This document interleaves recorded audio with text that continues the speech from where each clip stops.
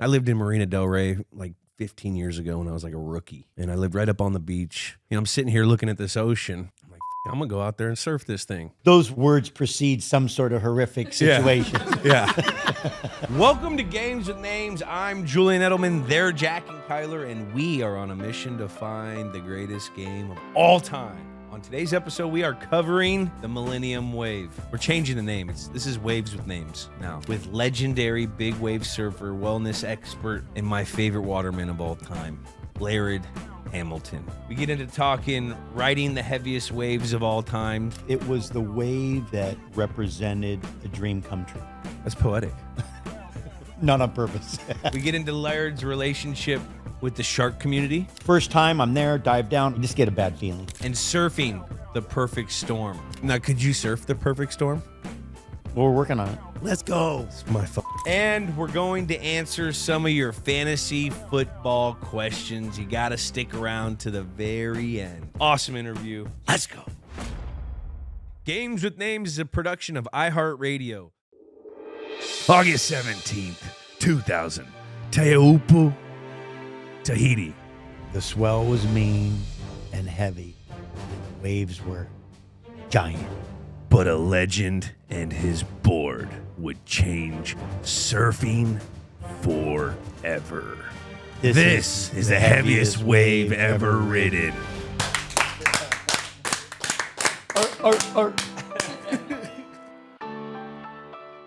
Welcome to Games with Names. Today we are looking at the Millennium Wave.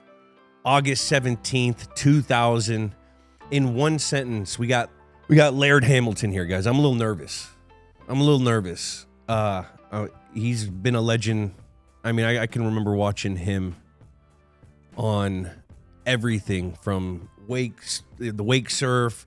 I got a real quick question. What is it called with out of the water? Foil. The foil. Did you get that from an air chair? I did. So I remember I was watching this kid back in Lake Berryessa. I'm a lake kid. Yeah. There was like a sandbar, and this guy was over on the wake chair, they call it, or air chair. Air chair. Yeah. And he's hitting it, and there's a fucking sandbar, and we're sitting there, and this guy goes and he hits it, and he flies off of it because it was like 2 feet deep. Those things were gnarly. So is that where the foil got the inspo? Yeah. It was the air chair. Yeah. Man. Yeah. That just came that out. was somebody had an old air, like not an old one, but just an air chair in their garage in Hawaii. And my friend goes, "Oh, this guy's got this weird thing with like a fin on the bottom." And I go, "Let's get it. Let's try to go." We called it the scare chair, just because when you rode it, you'd smash your face because you were strapped to a seat, so you couldn't tuck. Yeah. So you were in this. I thought it was for handicap when I first saw it. I go, "That's for handicap because you're seated and strapped to it." And they're like, "Oh no, that's how they ride it." And and we were like, "Well, we don't ride it that way. We're surfers." So we messed around and tried standing on them, and then we started riding them in the waves. And man, now it's a whole new world, dude. Because we watched your documentary, and that last scene where you rode away for like 5 minutes.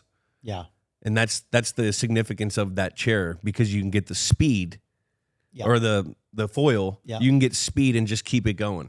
Well, and you lose all the friction. So what it allows you to do is just, my original purpose for wanting to foil is that we reached a limit on what's rideable on a surfboard. So we rode some giant waves that we learned that we couldn't descend when the surf's actually 100 feet, like when they really talk about real 100-foot surf and not contrived 100-foot surf. There's a limitation on the surfboard. The board won't allow you to descend, and so the foil is we believe is the next device that would allow you to descend. The irony is that you can ride a non-breaking wave, so now we can ride even little waves that don't break, and it just opened up our whole world. So that device has really made kind of the surfing world expand. Dude, it's insane. So let's get into what we're actually talking about. We're talking about the Millennium Wave. Yep. In 2000, which was supposedly an unsurfable wave. Can you explain in one sentence why you picked this wave to talk about? Because it was the wave that represented a dream come true. The wave that represented a dream come true. Love that. That's poetic. Not on purpose. That's fucking. It really is. Well, you forced me into a sentence, so I had to get everything in there. Damn. Is that the greatest wave of all time? No. What's the greatest wave of all time? Haven't written it yet. Oh, that's like Brady's favorite ring. The next one. Now, I watched your doc, and I'm going off script. I'm not even asking this, but there's this thing that you did. I can tell you're hyper competitive with yourself. You're not competitive with other people. You didn't do the surf comps or the surf leagues because you thought it was subjective with people, judging. Like, where does that competitive fire come from? I think it's like a curse. It's a curse you're born with. I say no. I'm very similar to that because it's the like you said, the next wave mentality. You're always trying, like, you conquer something. Like, I would always get this thing called the Super Bowl saddies. I'd have a great year. I'd win a Super Bowl, and then Post-traumatic. And then afterwards, you're sitting there, you're like, well, now I got to do it again, and it's gonna be way harder. Like, everyone knows about it. Everyone know you got to evolve yourself. Like, that's I'm assuming that's kind of how the surf world and like the next wave's always better. Yeah. Well, there's a great saying, and written by the anonymous stuntman. That's what the caption is. But he said, they say never let your memories be bigger than your dreams. And so I think that is a big thing that, because you always hear that, the guys are at the bar. Oh, I used to be the captain of the football team. It's like they're living in the past. And I think that's something. It doesn't mean you can't appreciate and enjoy that. But if that can't be the focus, like if you're looking in your rearview mirror, you're going to run into something probably that you don't want to, or you're not going to make the right turn. So I think there's something about that you want to keep striving forward. And I mean, I think that might be the lesson that we, wherever we're going from here, that might be the whole mechanism that we need. It's like when you're a kid and you first come out, everything, you're curious about everything and you're learning about everything. And I think to continue to do that seems to be everybody that I know that I admire, the elders that I admire are all curious people. They're just curious. They're always interested and it, you just change the genre. Like, okay, hey, you do this and you can't do this now. You do something else. I mean, it might just be, when you can't use the body, you use the brain, whatever. Like, So curiosity didn't kill a cat. So my dad always said. Caught him a rat. Caught him a rat. Can you take us through your day? What's your day-to-day life looking like now? So it's seasonal. My life is it's always been seasonal. I mean, you can relate to that. There's a time, there's winter, there's spring, there's fall, there's summer. I mean, this time of year, normally, this is winter in the Southern Hemisphere. So if you're going to do anything in the ocean substantial, you have to go south. And, the more substantial you'd like it to be, the further south you have to go. So you got to go, South Africa, Tasmania, tip of Chile or someplace deeper to get, or just anywhere Southern Hemisphere. So I'm like right now, I just get into a good training cycle because it's summer and I can I'm not so distracted by the ocean as much, and get in a nice rhythm and, always, I mean, I like the pattern of sleeping, training, like, get tired. The routine. Earn it. Yeah, earn it. I like the routine. I like the predictability and the consistency of that. And you can do that better in the summer. The winters, their surf's going to distract you and, you can't get into a nice rhythm that you can. You can kind of, in the summer, I can kind of ignore the ocean a little bit. I can kind of pretend like nothing's happening. And then if something comes up that I'm interested in, then I'll get distracted. Yeah. And I have daughters, I have How many? I have 3 daughters. I got one. Yeah, congratulations. It's just begun. It's just because she's 7 and it's really just beginning. Yeah. I'm getting called bro. Yeah. Like you're Yeah, 7 years old. Who fucking, don't Yeah, bro yeah. me till you know me. Like, Yeah, let's yeah, go. Well, she is your daughter. She is. She So is. She. when you're wondering where it comes from, you can just kind of look in the mirror. But the apple doesn't fall too far from the fucking tree. unless it's on a hill and then it rolls down by a river, and then usually they get bigger. But so Becomes a tree. yeah. Now, what's this? So, like, what's your daily training like? I'm so fascinated with, like, your training mechanism. You do a lot of the underwater training, explosion. I like diversity. I mean, I don't like too much monotony in the training. I like it to be a little diverse. I try to listen to the body. I try to be aware of, like, hey, today I feel really good, I'll go harder, and then, hey, I'm feeling a little less, I'll go lighter. It's like we're constantly learning about health and wellness. I think there's no end to it. So, what are the? I just don't want my training to undermine my performance. Yeah. And my training isn't my performance. So, like, people's training, for some of them, that's what they do. Like, hey, what do you do? I train. Well, no, I want to be able to do these other things, and so I'm using that. But pretty diverse stuff. I mean, I do breath work, a lot of the pool stuff. I'm always doing heat and ice stuff. I do cardio stuff. How long can you hold your breath? I mean, it depends on, like, running from a giant dog, Or, like, or underwater. laying on the carpet. Like, breathe up to it. You know what I mean? Like, those are differences. So it's situational. Absolutely. If you think about something like free diving, where you're getting into a meditative state and you're bringing your heart rate down and you're getting your CO2 levels down and your oxygen levels up. I mean, you can take most people and, they can do 3 to 5 minutes, right? And so and you'd be surprised how well you can do it if once you get into the right pattern.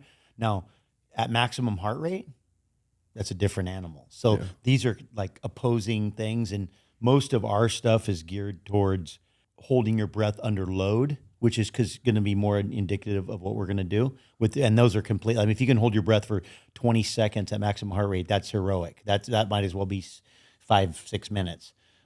So again, those are two different things. We like the under load, that kind of stuff. But my normal answer to how long can you hold your breath is so far long enough. So Still that's here. That's Joker's my still here. Yeah, exactly. Man. But again, there's two very different things that happen. Now, if you can be calmer in more aggressive situations, then you'll have a lower heart rate, which will allow you to hold your breath longer. If like, for example, if you're talking about in the water and you're being hit by a giant wave, if you know when to relax and not fight, and then know when to fight, like, so you can conserve energy. It's, I always say it's like wrestling with an immovable object, right? You when somebody has you and you can feel they have you, that's not the time to fight. You feel them let up, you make your move. So, and then the ocean's the same way. It's like, if the ocean has you and you feel it has you, that's not the time to fight, because you'll just exhaust yourself. And then when it's time, you won't have the energy, and then also you won't have the capacity. So learn, and we learn that over long periods of time. You can just feel when there's enough energy on you that moving isn't going to be effective. And then as soon as it lets off, then you can be real aggressive. So, but those, if you're holding your breath under a big wave for more than 30 seconds, that's a problem, because that means the next wave is on you. And especially when it's big. So if you're down more than a wave, if you're down 2 waves, this is problematic. This is when people go to sleep. So you just try not to get first of all, try not to get in those situations. Yeah. But all the work we do in the pool and all the other cardio stuff we do, a lot of it's just based on being more efficient, being better at using the oxygen and supporting the system. Yeah, so it was interesting what you said there. People just train to train, and you train for your performance on whatever you want to do. And when I was playing, it was at a level where I had to redline my body in the off season to get it prepared for a whole season. So, like, that's ultimately what brought me down as an athlete, is because I had to redline that body so much that my body started breaking down. But for me to have my maximum, like, best performance, I had to do that, and I wish I would have learned it a little more when I was a younger guy on listening to the body, that, sometimes you don't always have to go run fucking 2060s, 2000s, and then routes. When you're young, dumb, and full of cum, you just think you can do it. And that's.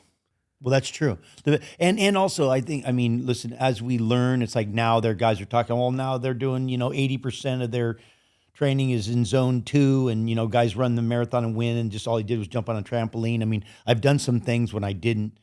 A lot of what you do is for the psychology of it. Yeah. Like the stuff you were doing was helping you come in psychologically to be able to go, hey, I've done everything to prepare for this so I can do this. Confidence. Exactly. That's where you get confidence through preparation. Built it, you built it because you've, in your mind, when you go into the situation, you know that you've taken care of everything that you had control of, right? You don't have control of the other stuff. But then it becomes deja vu. Yeah. That's that one thing. You go over situations or you go over plays and you do it in your head. It's kind of probably similar to what you guys do. I know you guys are very, like, you guys think about your wave, or like once it happens, you're like, the muscle memory, the flow, your body just goes. It's subconscious. It's in there. Yeah, well, that's the whole thing about 10,000 hours. The whole concept is just when you do something enough, then it shifts from the conscious part of the brain to the unconscious, which the unconscious moves at, like, what do they say, 32,000 times the speed of the conscious mind. Your reactionary thing is completely, you're a different animal when you're operating from that part of your brain. And that just comes from volume. That's your, and there's no way not to think about it if you're that obsessed. Yeah. No. There's no way, it's like Gabby calls it a dog with a bone. You just keep going back to the bone, back to the bone, back to the bone. It's like, no matter what you're talking about. It's the caveman that pushes the rock all the way up the mountain, and then once he gets up there, he throws that bitch back down, and he goes and pushes it back. Yeah. Now, how many hours do you think you put on the surfboard? We talk about 10,000 hours. Stupid amount. I have a friend that's a helicopter pilot, and we were trying to figure, because he has like 30,000 hours of flying and stuff, and I was like, I hard to measure. I told him I have more than twice as much as you. Like. Lot of. You started since you're little, since we're in 3. The thing about, for us, like, what we realize is that surfers are really wave readers. Like, that's our real skill, is we know what waves are going to do. We can look at waves and know their behavior. It'd be like you hunt with somebody who's a very good hunter. They just know the behavior. They just know where they're going to go and what they're going to do. And so that's the part that takes the longest time. I think that's really, you take a good athlete, it's a good skateboarder, or just a good athlete, period. Getting on a board and kind of riding, it feels there's some things about it, but understanding when the wave's going to break, not going to break, how it's going to move, that stuff is just, that's where it takes time to see that. That's so, like, I lived in Marina Del Rey like 15 years ago when I was like a rookie. And I lived right up on the beach with like 5 dudes. It was a sick spot, but it looked like a Vietnamese opium den with mattresses everywhere and shit. Like, and they all had regular jobs, and I was in the off season. So, I'm sitting here looking at this ocean. I'm like, fuck, I'm gonna go out there and surf this thing. I get a board. I put on my buddies like those words precede some sort of horrific situation. Yeah. I go out there in like a short wetsuit or whatever. I put on my buddy's wetsuit and I go out there, and first off, it took me 45 fucking minutes to get it past the whitewash. And I'm a dense dude. I didn't know how to do this shit. I'm dying and stuff. Yeah. And I'm sitting out there, and this dude rolls by me on a board, some surf guy. He's like, "Hey, bro, are you in a fucking shorty?" I'm like, What is a shorty? He goes, "Your wetsuit." Yeah. He goes, "It's fucking burrito out here, man." And he just sat there, and it brought me to the story of, I didn't know how to read the wave. Yeah. Yeah. And I was sitting with my buddy the next time, and I went out with my buddy, and he's like, he surfs, and there's a whole different thing about reading the wave and dropping into the wave. Like I could do it, but it was that reading of the wave that I didn't know the timing of like, am I early? Am I late? Yes. Like that. When is it gonna rise up? And like, how do I see that? That's the part that takes the time. That's the.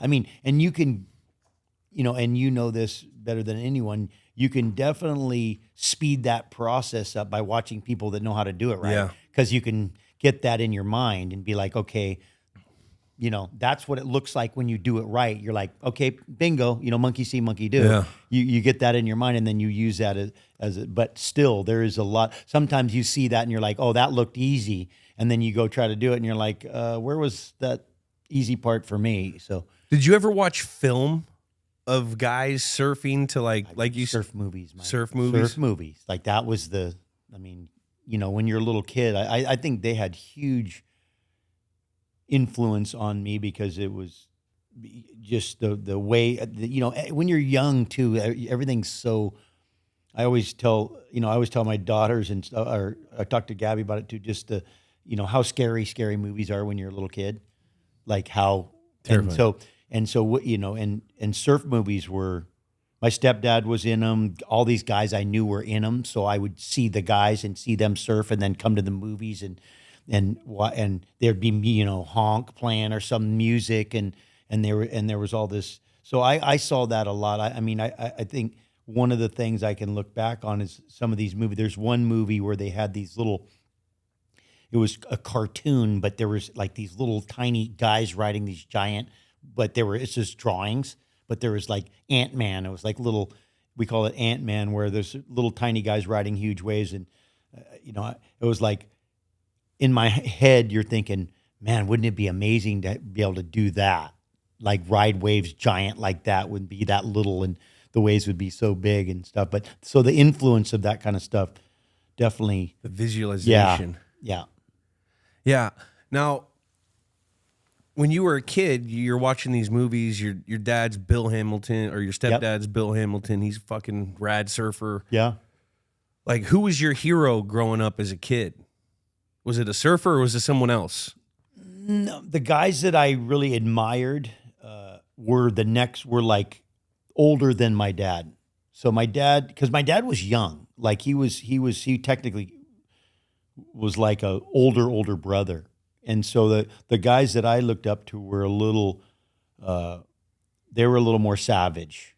They were like these older, crustier, like go swim when there was huge storm and, diving, and they were like a little more, there's like Jose Angel was a crazy guy, and this guy Warren Harlow, who was like a nuclear physicist, had an incredible family, but just a stud, like go out when it was giant. And so I had guys men that I saw that I would say admired, but they weren't my dad's generation. They were the old time guys that were, and they were big, and they were all big, big wave riders. So I just liked and what we say watermen in Hawaii. They were divers and sailors and fishermen, and they just did all the things in the ocean. But yeah, you would see them in these conditions where it's, like evacuate and close the beaches. And then the guys would just be out like another day in the office. Like, where's he going? No, he's going to swim to Sunset Beach and then swim back after. And you're like, how is that even possible?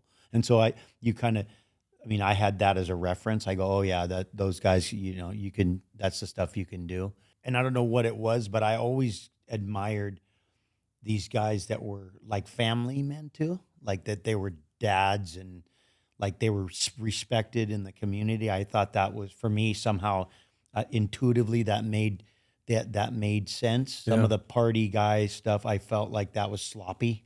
I thought there was this kind of a sloppiness to that. And so I looked at the guys that were, like I said, family men. They were dads. They were responsible. They had these traits that I considered a man. I go, that's a man. Like, because I was looking for man a lot of it too, because I didn't have a dad and then I had a dad. And so I was always looking at, what is man? Yeah. What is man? What does man do? What is the man that I think, what do I think a man is, and what do they look like? that hits to me because my pops, his dad died when he was 2, and he's like such a stand-up guy, and he was self-taught, and it could be because of that, not having that father figure in his life. I mean, my dad grew up in trailer parks and, you know, the whole kit and caboodle of that life. And like, I don't understand. If I didn't have my dad, like, I feel like I would have been fucking incarcerated. Yes. Or dead. I was a wild child. You know what I mean? Yeah. And it's just like that's cool to hear, especially in your community, because in that community, like you said, there's some sloppy, crusty guys. Yeah. You know, it's that way, but like you always admired the family guy or like the guy that had his shit right. You know, that's pretty cool. Well, and maybe part of it was too also the disappointment, because I had guys that I looked up to, or that I had, like, they were like, you looked up to them and then you saw them, you know, in the park with a paper bag, all drunk or something stupid, you know, like that. And that was like, I go, ooh, that was disappointing. Like, you have your hero. There's some guy you're like, oh, that's my hero. He's awesome. And then you see him and you're just like, what? Like, so that, I think that was another, like, that was the other side of it. The disappointment. You know, the disappointment. Do you remember your first wave you ever caught? I mean, I don't know if it's stories but when I was really young, I mean, I got pushed into waves very young because my mom either had guys that were trying to, you know, butter up to her, or, you know, I'll take a little guy out and push him on a wave. But one of my first, I would say, recollections, you know, I don't know. I was pushed into a little wave in Lahaina on Maui, and I could have been just, supposedly I needed diapers, so I fell on urchins, and I had both my butt cheeks impaled with urchins, and so I couldn't sit down, like, as a, you know, and you're like a little kid, so you get, you know, you learn that lesson quick, like urchins, like I have a lasting memory of that. Yeah. But I got pushed into surf and played in the shore break. I mean, my mom said I could swim before I could really walk. She said I could crawl and go in the pool and swim in the pool. I mean, whether that's true or not. Mom's a rock star. Yeah. She's just letting you go do shit, like not scared or anything. Yeah, my mom was a courageous woman, and I don't think she had a choice. She said that when I was really young, I was in a crib and I undid all the thing, and they found me down the street. Yeah. So I think I put my mom in an early grave, like between my brother finished her off. I started it, but you know, like I mean, my mom was like, wow, you made it to 12. Wow, you made it to 13. Yeah. Wow, you're 14. It's like, you know, 15, miracle. Like, it was like, so that was the level, because plus I think our environment at the time, we were savages, and then we had an environment where we were free. Yeah. And so the combination of that was just, oh yeah, it's, you know, stitches every week and this and what, it's just always something, like always some like, is he going to make it, you know, kind of thing. So, I mean, I think, like, even in the film, they have me jumping off a waterfall, like, it's like some, I don't know, 50, 60-foot waterfall when I'm, you know, 6, 8, whatever. It's just something, I mean, crazy stuff. But I'm like a little kid with adults, too. It was, you know, because that was a different time. And being in Hawaii is different.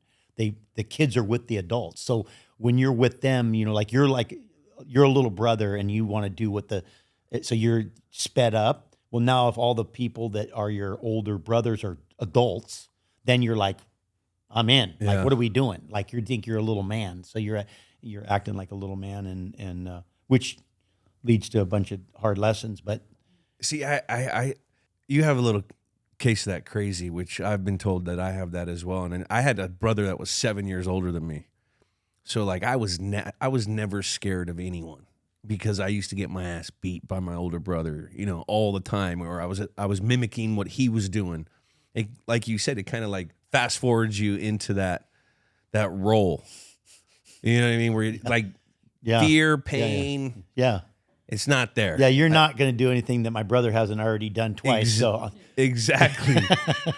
When did you know surfing was for you? When did I saw your doc and everything, but like, was there a clear moment?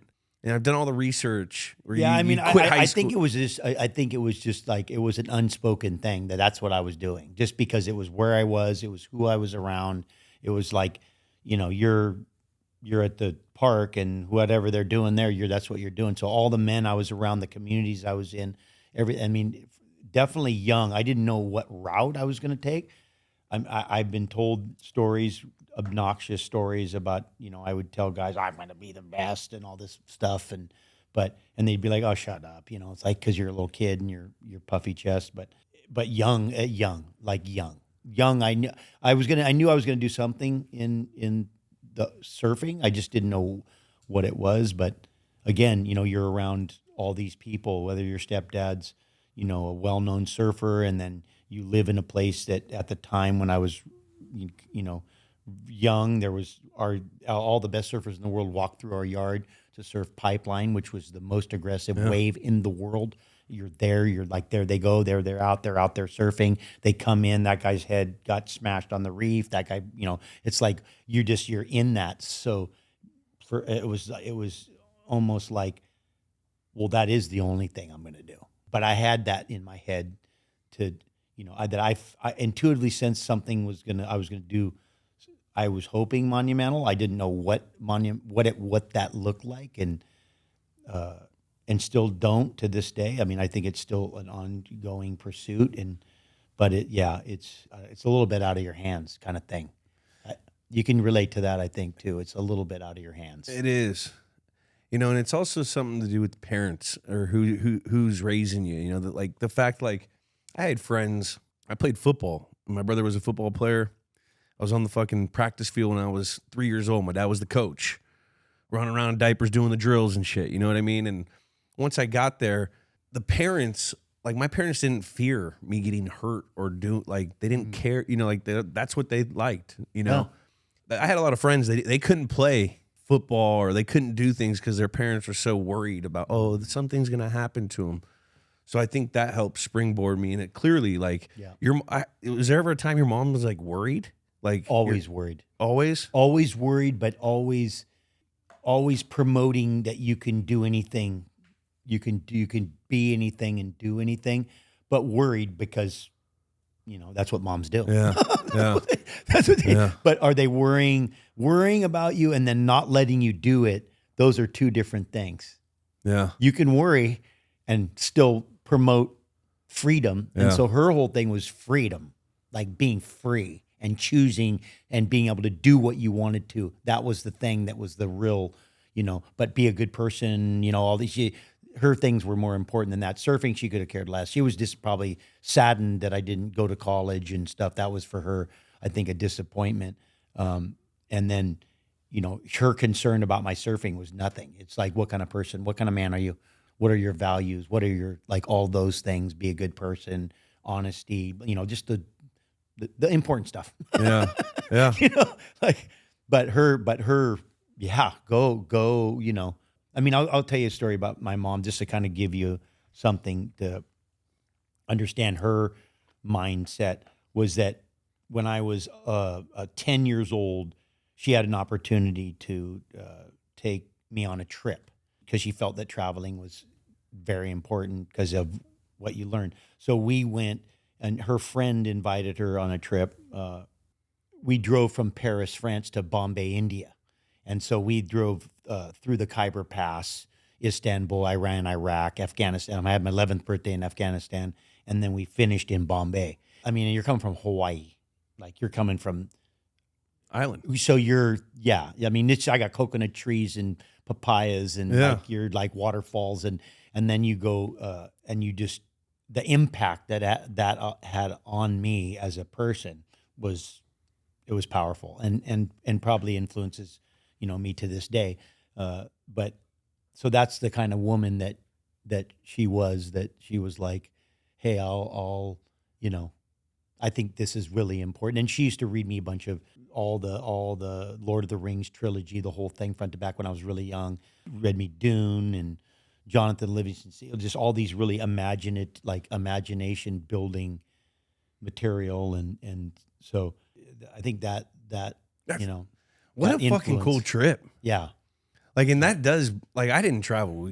My dad would always say, we're going across the pond to Fremont. That was the bay, from Redwood City to Fremont. We didn't have those kind of funds. But when I started traveling, you pick up so much perspective on how other people live, on what it's like in different places. And that's such a, that had to be 6 weeks from Paris to Bombay. That's like a lifetime. That's a trip of a lifetime, driving it too. Well, it's closed now. You can't even go now. Yeah. Now, ever since the, what is it, Iran Contra, or one of those big things that you can't drive. We drove through the old Silk Trail and Khyber Pass, but I mean, like things that we learned was like there was a kid I met. We slept in Afghanistan on the border because they closed the border. It was just a metal pipe across the road, and you could drove around it, but you didn't. So we stayed there, and this one kid had translator, and the kid was.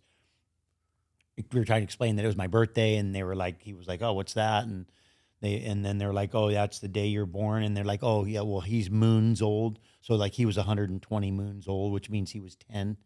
And then there's like, okay, there's a guy with a boomerang walking in the middle of nowhere, like you're hundreds of miles from nowhere, and he's only got one hand, and well, he got caught stealing, and so they cut his eating hand off, and now he only has his wiping hand, so no one lets him eat communally. I mean, just like all those kind of, go to Bombay and all the kids starving, and so then you get home and you're like, food, yeah, it's awesome. Finish every food, appreciate the abundance and stuff. So all those things definitely had an influence on my, and that, okay, hey, you get to do this thing, it's surfing. Like you have an ocean and you can surf.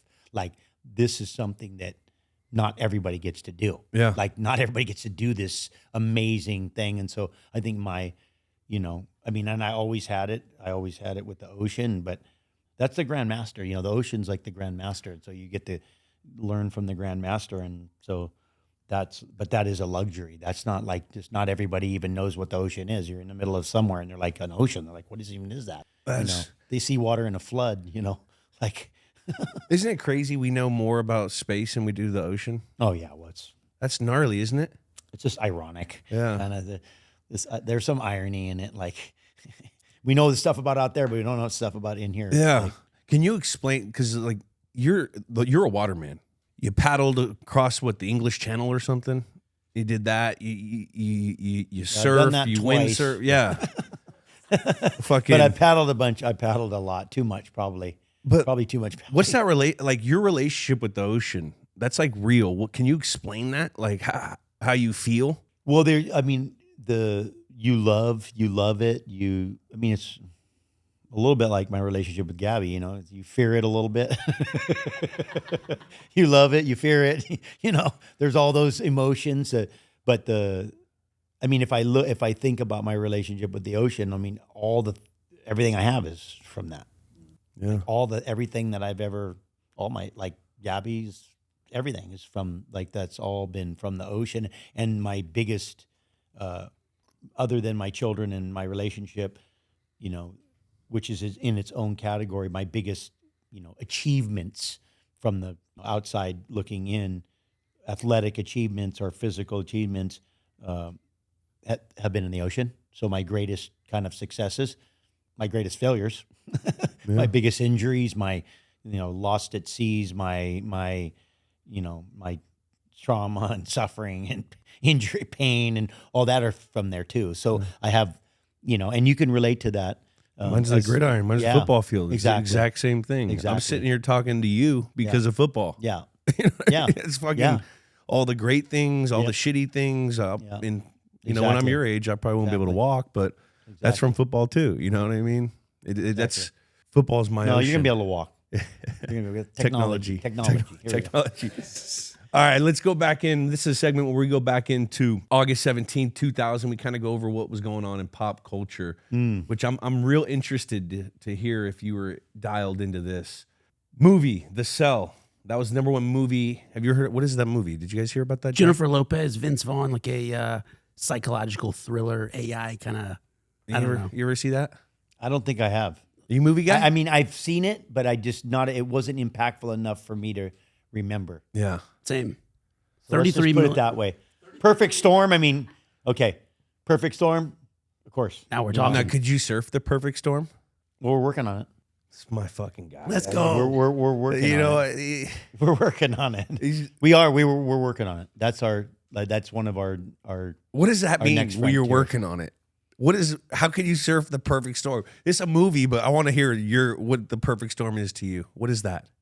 How are you working on it? We're working on, I mean, and we already, I mean, technically we can, but we can ride giant, like I give you an idea what would be for me if you said, hey, something that you're going to get to do, or you could do, what would you want to do? And I'd be like, well, I'd like to have some healthy daughters that aren't insane, and, and continue to be with my beautiful wife and all that. But if you said, like, for my own personal thing, it would be like when you see those movies, when there's a giant and you see these films of these huge ships and they're going into these huge waves, and then the waves are breaking over the bow and stuff. Like, we can technically ride those that we can with the foil.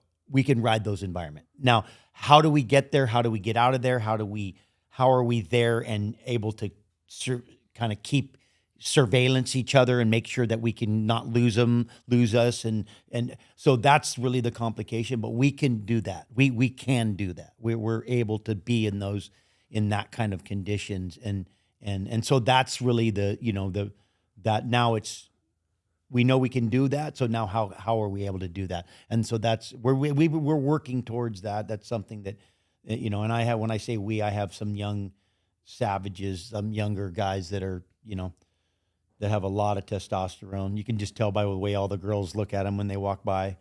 They're sending that signal, that electronic force out there. But so I have a good little just pheromones. Platoon. Oh yeah, just sending it. It's testy electrical. pheromones. It's electrical. It's electrical. It's like electrical force field. So it's like I try to tell my daughter. I go, just so you know, you're sending those messages. No, I'm not. Yes, you are. So that's like a storm out, like deep in the ocean. That's shit's happening. Like figuring out a way to get out there. You feel like you could ride those waves, but like logistically about safety and actually physically being out there in those conditions. And we have some of those. We have the safety and and just the vessels. And I mean, initially you have to start. You don't go right to the top. You start at the bottom of the hill and you do a run. But we've already been doing it. We know we can do it. We know we're starting to have the systems in place, the communication, the surveillance, the tracking, what vessels and what, how we can do it. But we can definitely do it. There's definitely and there's a huge frontier. Like, that's the thing that's the most interesting, is that there's just a huge frontier. It's like, it's wide open. Like, what do you want? So, which, in this time in the world is pretty, I don't know. I think that's like a crazy blessing. I feel like you get blessed for your the genuineness of your pursuit, like you're genuine, and then also what is the good book says, I reward you openly what you practice privately, so there's something like about the effort putting in towards it, the thought, the work, all the stuff that you put towards your pursuit. It's pretty crazy that you've probably been the pioneer in making surfing a team sport. Like, when I watch a lot of your stuff, having your guy in the wave runner, having the guy over here for safety, having the lookout guy, like, everyone has their job. It's like the Patriot way, everyone just do your fucking job, we'll get it done. Yep. You know what I mean? And everyone has their job, and everyone is relying on everyone else. So the accountability factor of everyone it's like you've made it a team sport. It's gnarly. But it's also, I think, and I say that word, I'm not just trying to say that because you're a surfer. No, but I can attest. No, but I think it has to do also with, actually, I think it was more that way in the beginning, that the way the Polynesians were, that because you were sailing vessels, canoes across the ocean, and it was always like that. And so when they first saw surfing, it was a lot more communal. It was more, everybody was doing it, or young, old, and so I think there was already that kind of energy in it. And then somehow we took it and we made it competitive directly against against man. And once we did that, then that created a lot of the different energy that happens. But like I know from when the surf is really, if you go out and it's it's scary and it's giant and it's stormy. The only guys you have are the guys you're with. Yeah. Like that's all there is. And so you have a different attitude. You're not like, hey, screw you, I'm going to take this one. You're like, no, you go ahead. I'll keep an eye. I'll let you know, hey, there's a set coming. There's so much more camaraderie in that.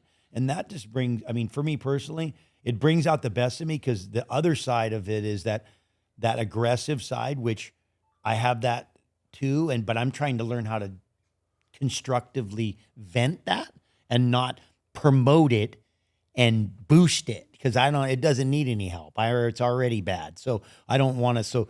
But I think that the original prowess was a lot more like that, because you had to be, because you just didn't, you had to rely on one another. And I mean, that's really the success of our species. I mean, you can say what you want, but we're successful because we have worked together. And whether you have combat against the other tribe or not, but you're still a tribe and working together. I mean, we're just too fragile in a wild, savage world, until we make guns and bombs and, do the things that we've done that allow us to, become more fragile. Yeah. That's crazy.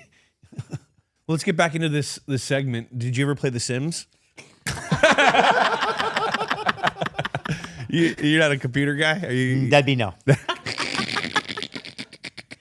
No, I didn't get there. The Sims were huge. Yeah. Let's jump into let's see, what were the sports like in this time? 2000 NBA champions. Yeah. LA Lakers. Of course. Are you Lakers? Who do you basketball? Of course, Lakers. Are you Lakers guy? I mean, it was right across the channel. Now, let's say I was a Lakers fan, and then it slowly became an un-Laker fan. So why? Well, first of all, because I'm just not fan in general. So I think at the beginning, when I first started watching, who are the original Lakers? Like we were Jerry West and stuff. Yeah, not that Magic. long ago. Magic.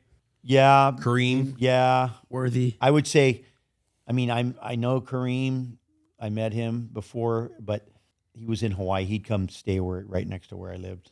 Oh, heck yeah. I saw one day I was at the beach and I saw this guy swimming, and then I saw like a fin. I was like, oh my God, there's like a shark following this guy. And I was like, oh my gosh. I go, and then the guy came in by the shore and the fin was still there. And then he stood up and it was Kareem. It was his feet sticking out. Because, you don't see, he's large. Your proportions are, you have in your brain, you're used to just normal people. So you're like, to have something that far back trailing in the water, that's got to be like a shark. Something's following that person. No, it was just, but let's say, yeah. So for me, because by 2000, the only time I'm, original, okay, Magic, Kareem. Yeah. Okay, like when you watch that series or whatever, Winning Time or whatever, that was the Lakers. After that, it was I don't think I had much interest on the next generation. Now that just sparks something. Okay. The sharks. Yeah. Do you have any? I didn't mean to start you on that. No. You ever get a little spooky from a shark? You've had some encounters? Yeah. Or do you have a relationship with them? What's your relationship with the shark community? It's good. It's good. Clearly, we're here. It's good. We're here. It's good. It's good. And you have I believe that when you've been in the water a certain amount of time that you have that kind of your pheromones. You have a sixth sense. You got too. that pheromone too. So it's proposing that. Yeah. They know that I'm not there's no interest in me. I'm not projecting fear. Yeah. I just hope after my guy it's an honorable way to go. You die doing something you love. It's not tragedy. Listen, that's a point break right there. Anytime you go in the jaws of a creature, it's probably not it's kind of badass. That's full cycle, full circle. That's high level. But saying that being said, I saw Jaws as a little kid, and so I used to think sharks were in swimming pools. Not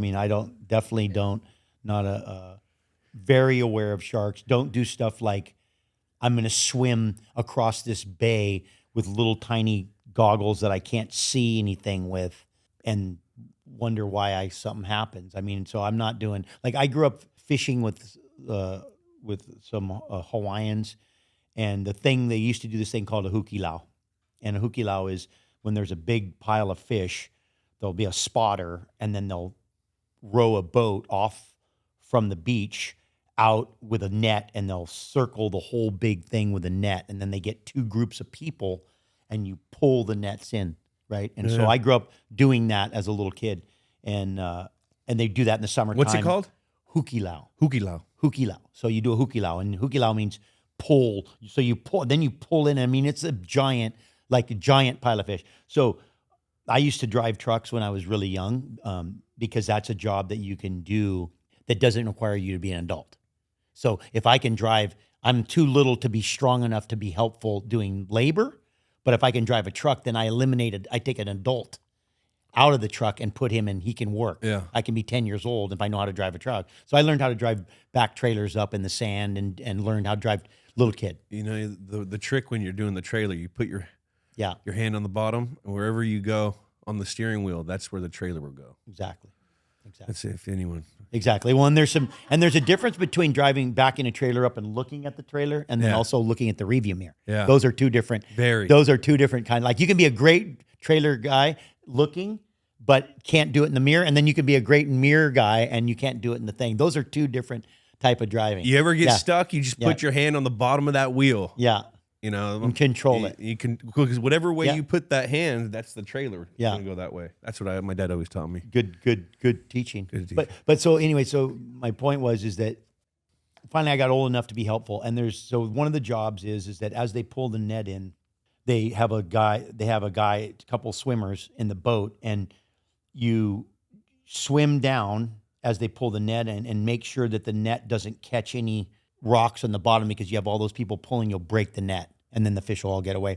So you dive along the bottom and then you pull yourself along the net. So I'm finally get old enough because I'm good in the water. They're like, okay, now boy, you're going to go and you're going to go swim the net.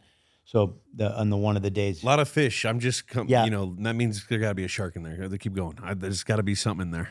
First time I'm there, dive down, I'm pulling myself along the bottom like that. I just get a bad feeling. I'm just like, I go like that and look, and there's an eyeball right by my face like this. And the net's clear underwater, so you can't even see the net. And there's just an eyeball. And I'm like, so I just kind of pull back, and it's a big hammerhead, like a big one. And so I just swam straight to the top, and I went, big shark. Is that shark signal? Well, yeah, just like, hello, like here they are, here he is. And so get in the boat, go in. They pulled like a probably, I'd say 12 or 14 foot, maybe it could have been bigger than that, for like big old hammerhead when they pulled the net in, because normally they try to open the net and let the thing out, but it wouldn't go out. So then they just ended up pulling it onto the shore, because the relationship with the Hawaiians is that's your amakua, which is your ancestors go into the shark. So they have a very amakua. Yeah, you have a good relationship with the sharks. So that was the beginning of, and I've seen some big tigers, and I know that, the girl that got her arm, Bethany Hamilton, got her arm bit off at my home break that I spent many years, paddling. It's way offshore out at sea. I've been out there a lot with me or just a couple guys. And I mean, with all the years that I've been in the water, the amount of sharks I've seen is so few, like honestly. And I always say the shark you see is a good shark, because you see it. The ones, anytime anybody's ever been attacked, they didn't see the shark. Yeah. It's a mistake. I mean, but if you're spearing fish and there's blood, if you're wounded and there's blood, if you're making weird movements in the water, I mean, it's normally mistaken identity. But I have I'll get a feeling, like I'll be out somewhere and I'll just be like, this is not. I just feel that things are they're around, and I'll go in, and then the guy will be like, oh yeah, did you hear? And I go, what? They go, oh, they saw a giant tiger. Then I'll be like, oh yeah, I felt that thing in the morning. But you know who that reminds me of? Who is the guy? Free Solo. What's his name? Alex Arnold. And we sat and we did a speaking engagement together, and he had that same attitude. If I feel any kind of spooky, I'm out. You got to go when you go. Go when you go. Absolutely. If you have any kind of something, the fear, that's telling you. Yeah. And you have to listen to that. That we have instincts for a reason. We've had those skills for a long, long time. That's been something that's why we're still here, because we had that. You know, you're hiking along, you're like, oh, you know what, something around that corner, I don't know. And then there's like, oh yeah, there's a giant bear or something. Like we just have those things. We've lost a lot of those, but they're in us. And if you can, I always say it's good to practice your intuitions when you have them. If you have some feeling, you call, you know, how come you get a weird feeling? You call up so-and-so, you're like, oh yeah, oh, you can't believe, or it's so great, or I was thinking of you. I mean, so that's part of that tool. And I think you can definitely sharpen that tool. That tool is, especially if you use them and you go off of them. I think they guide you. And so I'm a big proponent of that, but the sharks definitely will be something that will definitely make that tool important. Yeah. Anytime I'm out there, I'm thinking about it. Yeah. Never seen one. Yeah. Yeah. Well, it's good. I mean, there's no fences. I tell people There's no fences. there's no fences. There's no fucking fences. They are where they want to be. Yeah. But they really don't want us. I know that. Because if they did, you'd know. They don't. We're not good eating. We're too many bones, and I mean they can eat some nice. There's a lot of nice stuff to eat out there. But then the orcas are the kings, so then you can always think about that, you know. But I saw Free Willy. I mean, yeah, they had a relationship. You know what I mean? Only in the movies. Jackie, set the stage. All right, so this is the part of the show we usually we deal with team sports, traditional team sports a lot. So we'll break down team 1, team 2, whatever it is. This week we're talking man versus the ocean. So we found it fitting to talk about Tahiti a little bit. We'll talk Teahupo'o a little bit. A little high-level recap on Tahiti. Part of French Polynesia, gross domestic product. You know we love talking global finance on this pod. 5.8 billion, roughly 403 square miles, average temperature between 76 and 84. Beautiful. Very nice. Main industries, tourism, agriculture, fishing. Just to give a little perspective of where it is, it's 2,600 miles from Hawaii, so it's out there, baby. And then most recently, hosted the 2024 Summer Olympics. Well, how about that? Surfing. There's some good surf, too.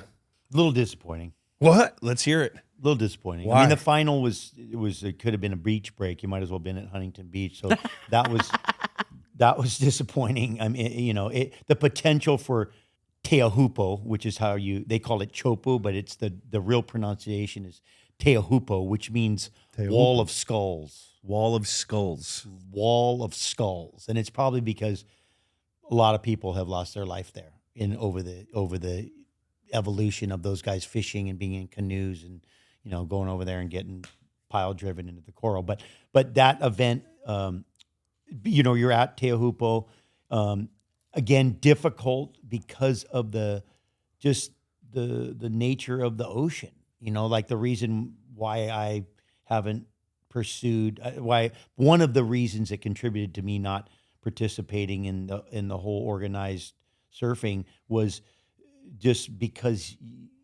the waves just come when they want, how they want, and you can be there and all of a sudden there's, you know, multiple sets and then there's no waves and all of a sudden you're sitting in the heat. I mean, I watched probably two of the better surfers in the world, if not two of the best surfers in the world, you know, John Flores and then the Brazilian champion, and those guys didn't even get the wave count. They sat there and a wave never even came in that interested them enough to catch it. And so it's a little bit in that way, but that's competitive surfing. And so that you have to know that going into that, but that's a little bit like kind of a bummer. It'd be like you go to your Super Bowl and then, you know, and only half your team shows up. Yeah. And you're like, hey, we might need the guys for the defense. Yeah. You know, like, yeah. So that's the only, you know, and that's the nature of the format of how they do that. And I mean, I think there's always going to be that element to it until they start running these things in these wave pools where they can just spit out a perfect wave the same. And we can be more like gymnastics or something. I mean, I think there'll still always be some confusion with the judging because it's so subjective. Yeah. Who's your modern surfers that you look at and you're like, that dude can rip? You know, I don't watch half the guys I don't know. I mean, of course, you see John. I mean, you know, you're never going to have another Kelly Slater. I mean, you're just not. That's just like they don't make those. I mean, and if they do, it's a long run. What makes him so spectacular? Well, that he was able to win 11 titles, Yeah. and he's just a consummate competitor, and he just knows how to get in people's heads and consistently can do it, and did it in over a time period that How do you get into hard to someone's head? sustain. How do you get into someone's head in a heat? I mean, I think you can ask him. He's good at it. Yeah. Now, is there Good at it. shit, There's ways to get in people's head. there's Yeah. shit talking and stuff in Well, there? just, Or, you know, stuff that you do, like stuff that you do that psychologically can, you know, again, when you're, I mean, it's like, you know, this, when you're on a man thing and you have another man against you. I mean, so a lot of fights that are already won before they get in the ring.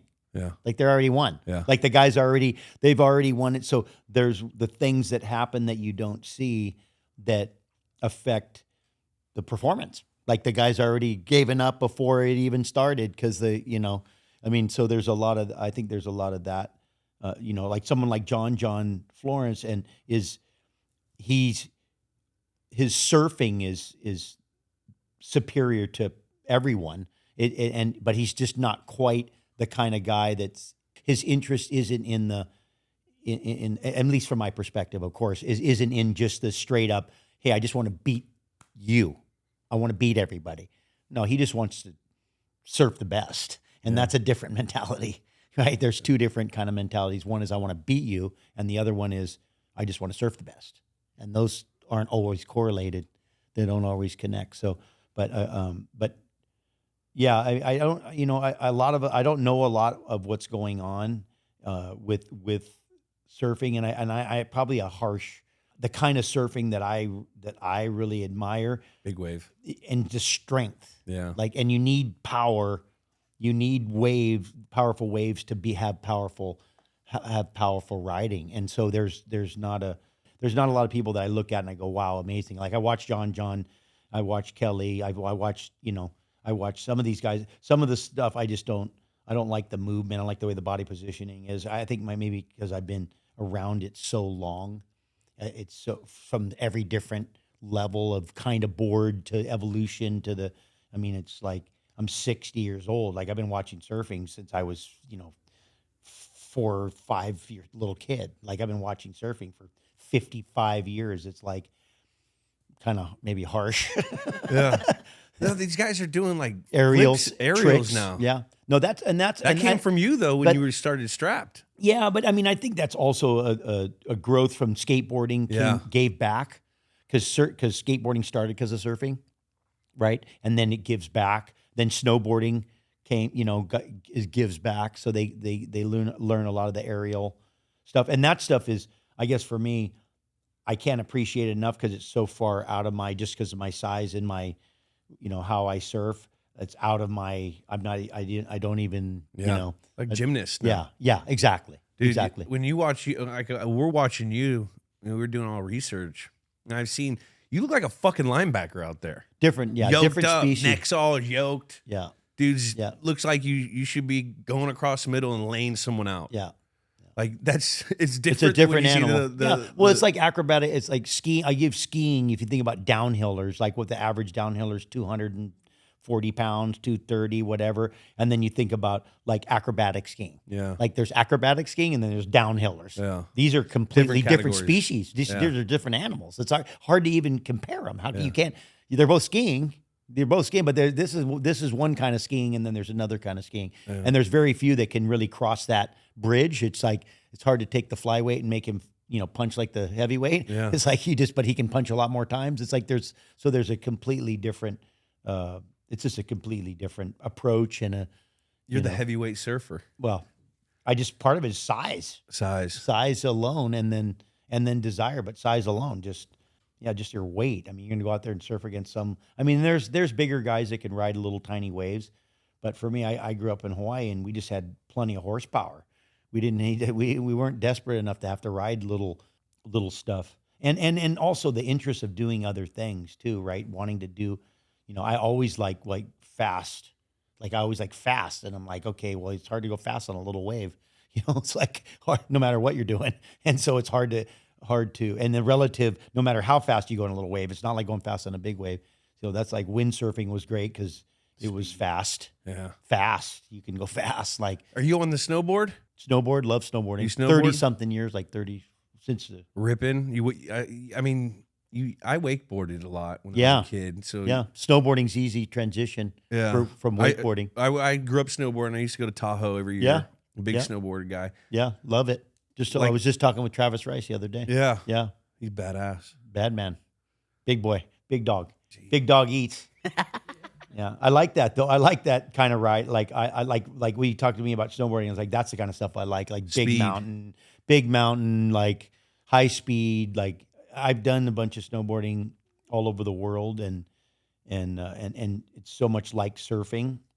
Yeah. So it's an easy transition compared to skiing. Skiing was so not like surfing Yeah. because individual and just the positioning and everything. Now it's changed a little bit, but yeah, heli boarding. I like Alaska. Like I'll go heli in Alaska. I like just part of it is like being in the mountains. Yeah. You know, like it's like being in the ocean, that you're in nature and you're in powerful nature. You're on a big, huge glacier somewhere, and the energy that it has, very ocean-like. Like it's like the brother and sister, you know, like they have a lot of that. So you get that same sensation and that energy from it, you know. And so I think that's the part that you know, resorts are not. I mean, I have the luxury to be able to go on a helicopter.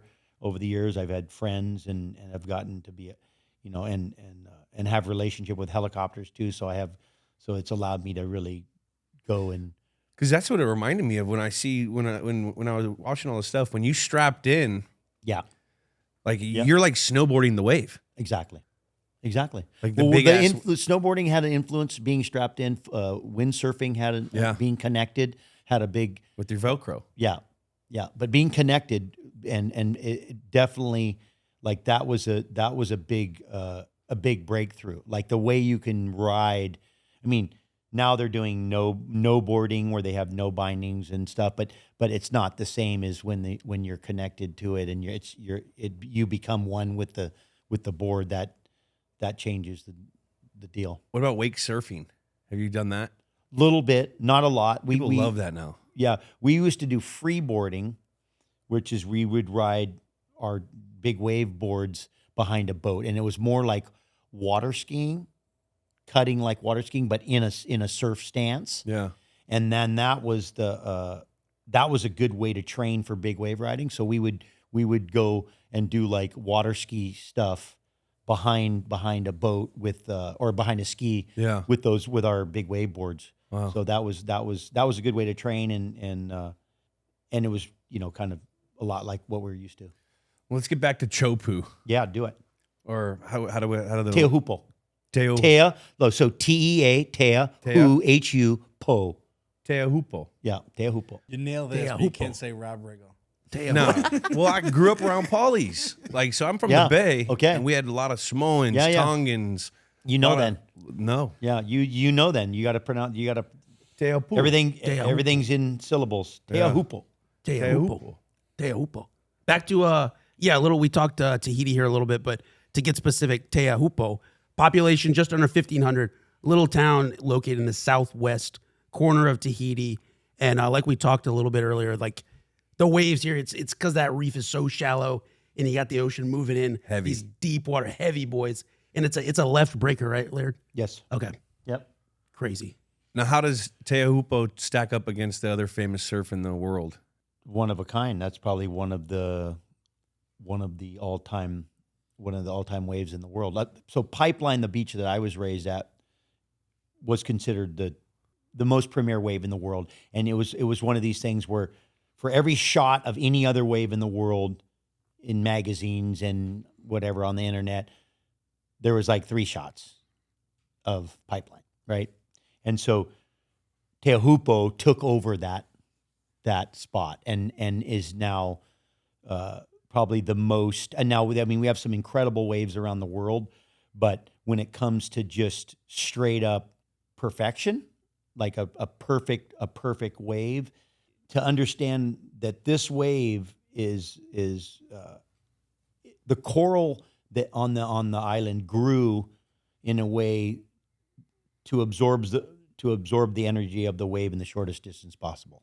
That's just how the coral grows. So the shape of the island itself is designed to absorb the wave's energy. That's just what it's designed to do. And the result of that is that the wave will dissipate in such a short distance, so it takes all the power of the wave and it throws it into the air, which makes that perfect cylinder. And then that wave is, pipeline's known as, was known as the greatest tube in the world until Teahupo'o took over.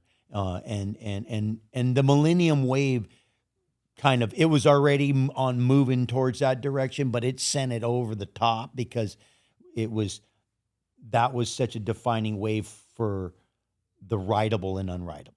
That was the big thing about that particular wave, or that day and those waves, because there was multiple waves ridden on that day.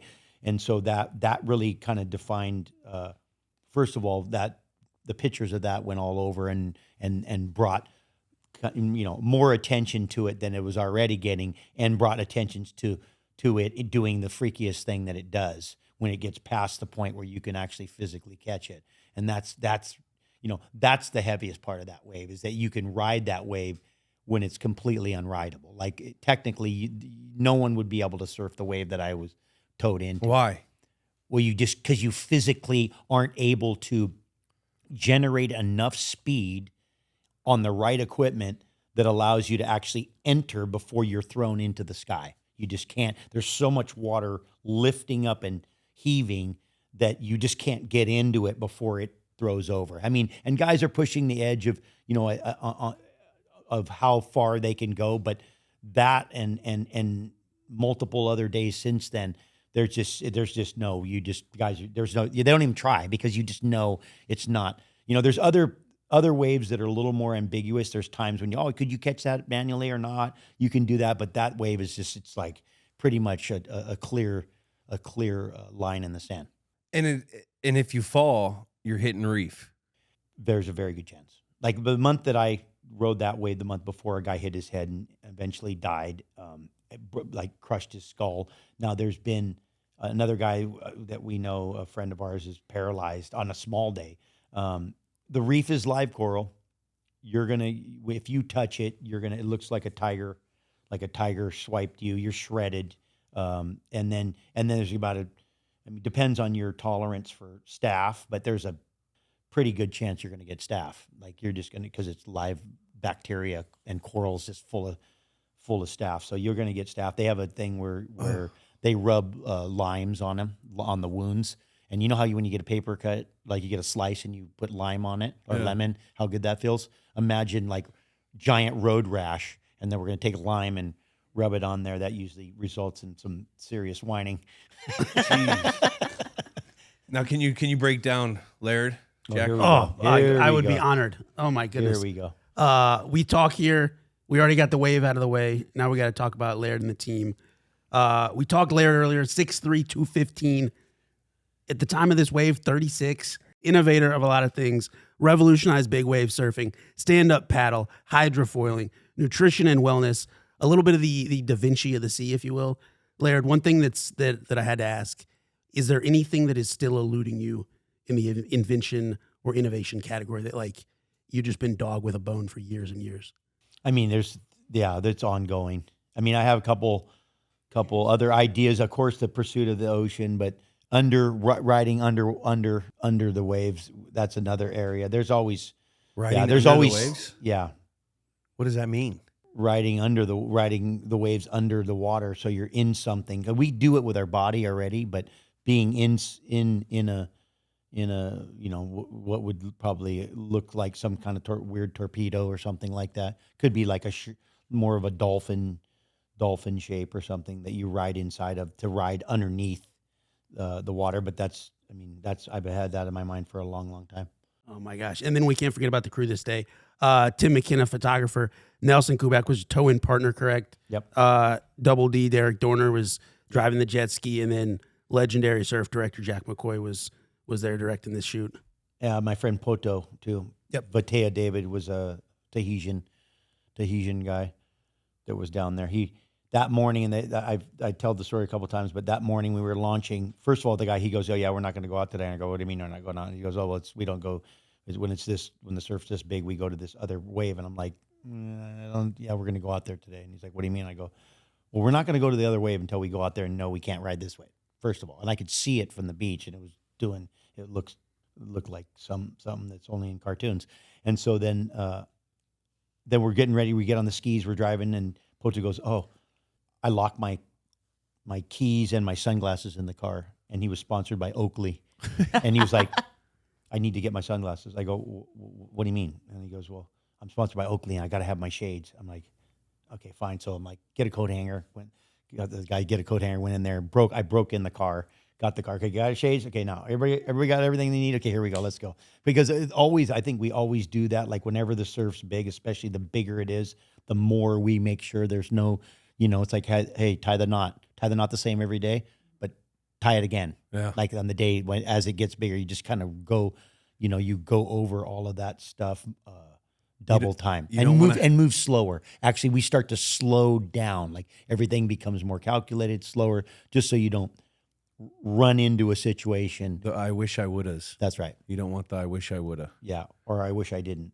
Or didn't. Either one of those. We talked a little bit earlier of just the ferocity and the death-defying nature of it, of a guy dying a month earlier trying to surf here.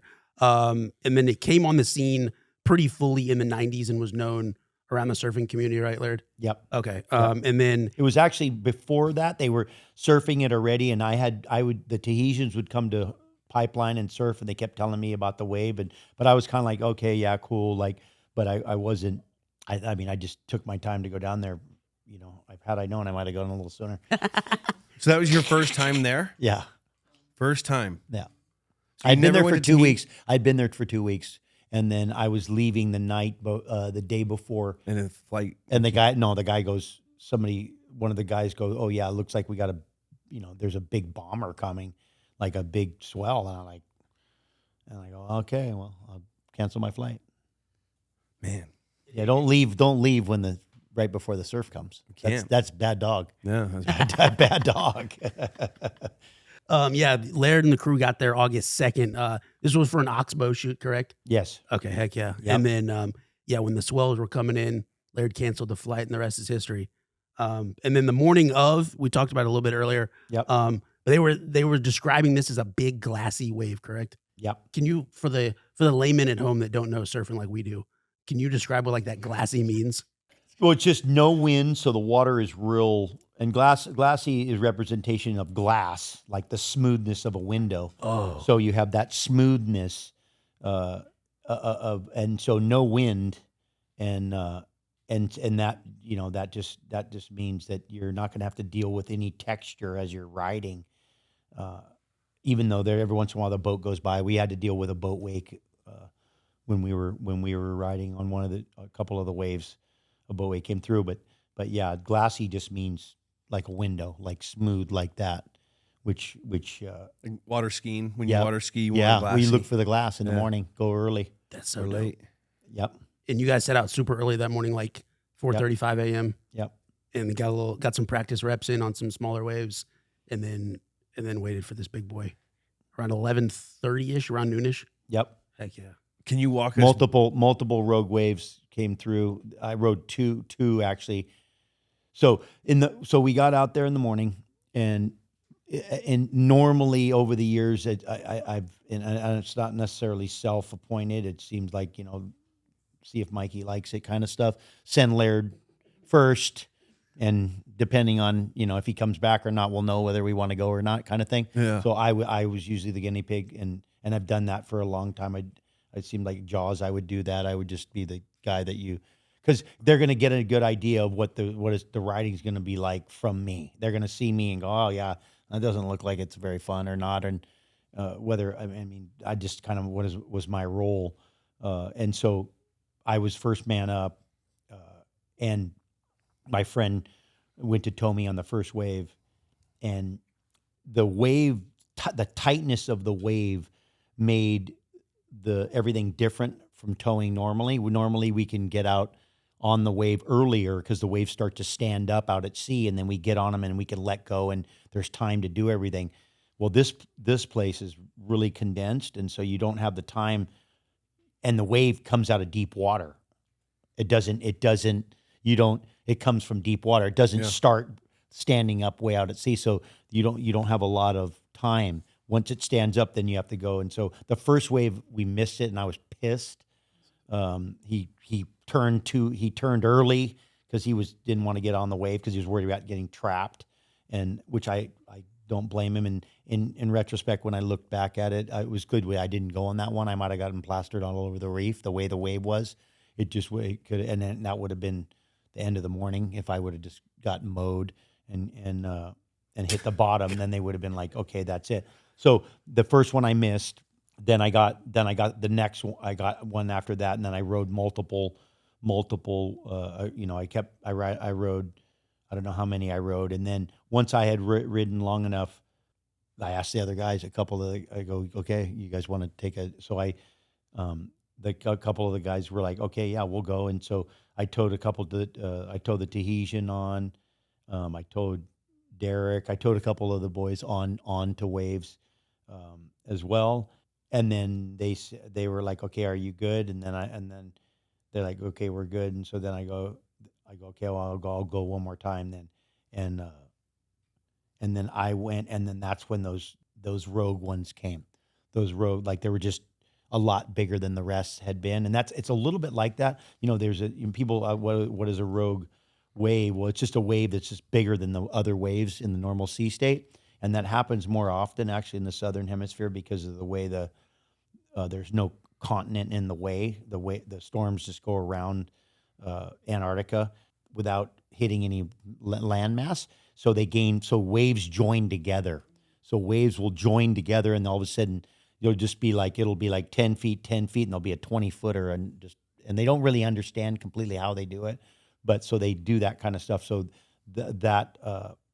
that's kind of what those ones were. They just came. They were two really substantially larger than the other ones, and the other ones are already big enough. And then after those two waves, I rode a few before. Then those two waves came at the end of the session. Then we were kind of like, it was already about noon, and we were like, okay, we'll go in and eat lunch. And as soon as we hit the beach, a giant storm front hit, wind blowing, raining, like the day was over. It was kind of like that was the end of the ride. Yeah. That was the ride. That was the end. That was kind of like you had here's your gift, store's closed. Flip the sign. We're closed. That's right. No more. What are you thinking when you're hitting this wave for the first time? Like what is, are you enjoying it, or are you trying to execute your technique so something bad doesn't happen? Are you with the wave? Are you feeling part of the ocean? What's the mindset going into this wave right now? Is it pure euphoria? Well, I had been there for 2 weeks. I had finally talked the guy to taking me to Teahupo'o. So I had ridden it a few days before, right? So I had ridden it a couple times, and we called barreled, being in the barrel, like being in a barrel, and had gotten a lot of tube time. Like I had been getting a lot of, so coming up to it, I already kind of had a relationship with the wave itself. I already had an understanding of just where to be and how to ride it. But when those bigger two waves came, and you're always trying to position yourself in the deepest spot you can be and still make it. Like that's the whole objective, right? Is how can I be in the most critical position but still complete the ride? Because I can get myself in a really critical position but then not make it. And that happens a lot. Like all of a sudden you're just a foot back. If you were just a foot ahead, you would have had success, but you were a foot back and the little gap closed. So you're just one step from, and then how to be in that position, where to position your, how to put yourself in the place. And then still make it. And there are some unique things that happen on the one wave that was completely instinctual. It wasn't even something I was conscious of. It was actually Sam George, who's the editor of Surfer Magazine, said it after that I put my hand down on the inside, and it was a weird thing. And even since then, I've seen some giant swells. I watch guys do what you would normally do on a wave in that position, but the wave isn't normal, and you have to do something that's kind of counterintuitive, which is you want to go out of it, but the only way to get out is to turn in. And so it's kind of like a thing that doesn't make sense. And so that was something that I did without knowing. I just did it instinctually, out of survival to make it. And so, but when you're in that moment, and I know you know this very well, time expands exponentially. And so you're sitting there having a conversation with yourself, and it's like, and meanwhile that happened in however many seconds. So there was some of that, there was some of the jump off, kind of, I call it the conversation between the horns and the halo, was like, hey, you got to jump off. And like, oh no, but if you jump off, you can't make it. You got to wait and get knocked off. And so I was going back and forth in my head like that. And so, but jumping off, but at times you just think, oh, I just got to jump off. And then it was like, well, no, but if you jump, you can't make it. So, but I ended up not jumping, and then I made it. But that was a emotional time. I was in a heavy time in my life, in my relationship, and I think my guard was down too. I wasn't coming into it thinking that I had an opportunity to do something that had been kind of a lifelong pursuit. I wasn't really looking at it like that. I was like, oh, Tahiti, cool, be fun, catch some good waves, reef break, get tubed, and beautiful clear water reefs and I grew up in that kind of environment, so it's real easy for me to go there. It was like, Tahiti is the sister of Hawaii. Yeah, it's like the big brother and the sister. She's beautiful. She's also dangerous, but she's. So I had already a relationship with the Tahitians and Tahiti because I grew up in Hawaii and culturally, and so I had a lot of comfort in that. But I didn't go in thinking, oh yeah, I'm going to get this huge wave and get these huge waves and be pressed and really challenged to this level. And so that I think that was kind of like a bolo, kind of got a bolo hook from the side when I wasn't looking, and that I think that was, that was just the way it went. Do you think in your next life you could be a meteorologist after studying? If you can ride meteors, that'd be fun.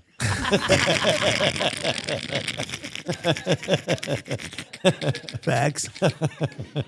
Man, now did you immediately after you hit this for the day? You guys know you guys made history immediately, or? I mean, we made our history. Like for us, that was what it was about anyway, because it's so much like that anyway, right? You can go out and do something that you think for you is monumental, and then you see the pictures or just the way people respond to it, or like, oh yeah, what's the big deal? And then you can do something that maybe you don't have the same thing and people make a deal out of it. But definitely for us, it was clear. Like we were clear that what we had experienced, something unlike anything that we ever could have imagined. And there was no denying that. Like we were clear about our, and again, having that that nucleus of your guys together and that whole thing. It was like, if you ever doubted that you didn't, you just look over at your buddy and he looks at you and you're like, exactly. Like, and I know exactly. And so that's what's nice about that kind of, and you get the pictures and those things take time too. It wasn't like Insta, this wasn't instantaneous. Yeah. These were 25 years ago. These were cameras, and these are cameras. These were like, wait till the stuff, did the shot come out good? Was the guy in the one spot? I mean, the truth is that, we don't tell the story very often, but the one guy camera jammed.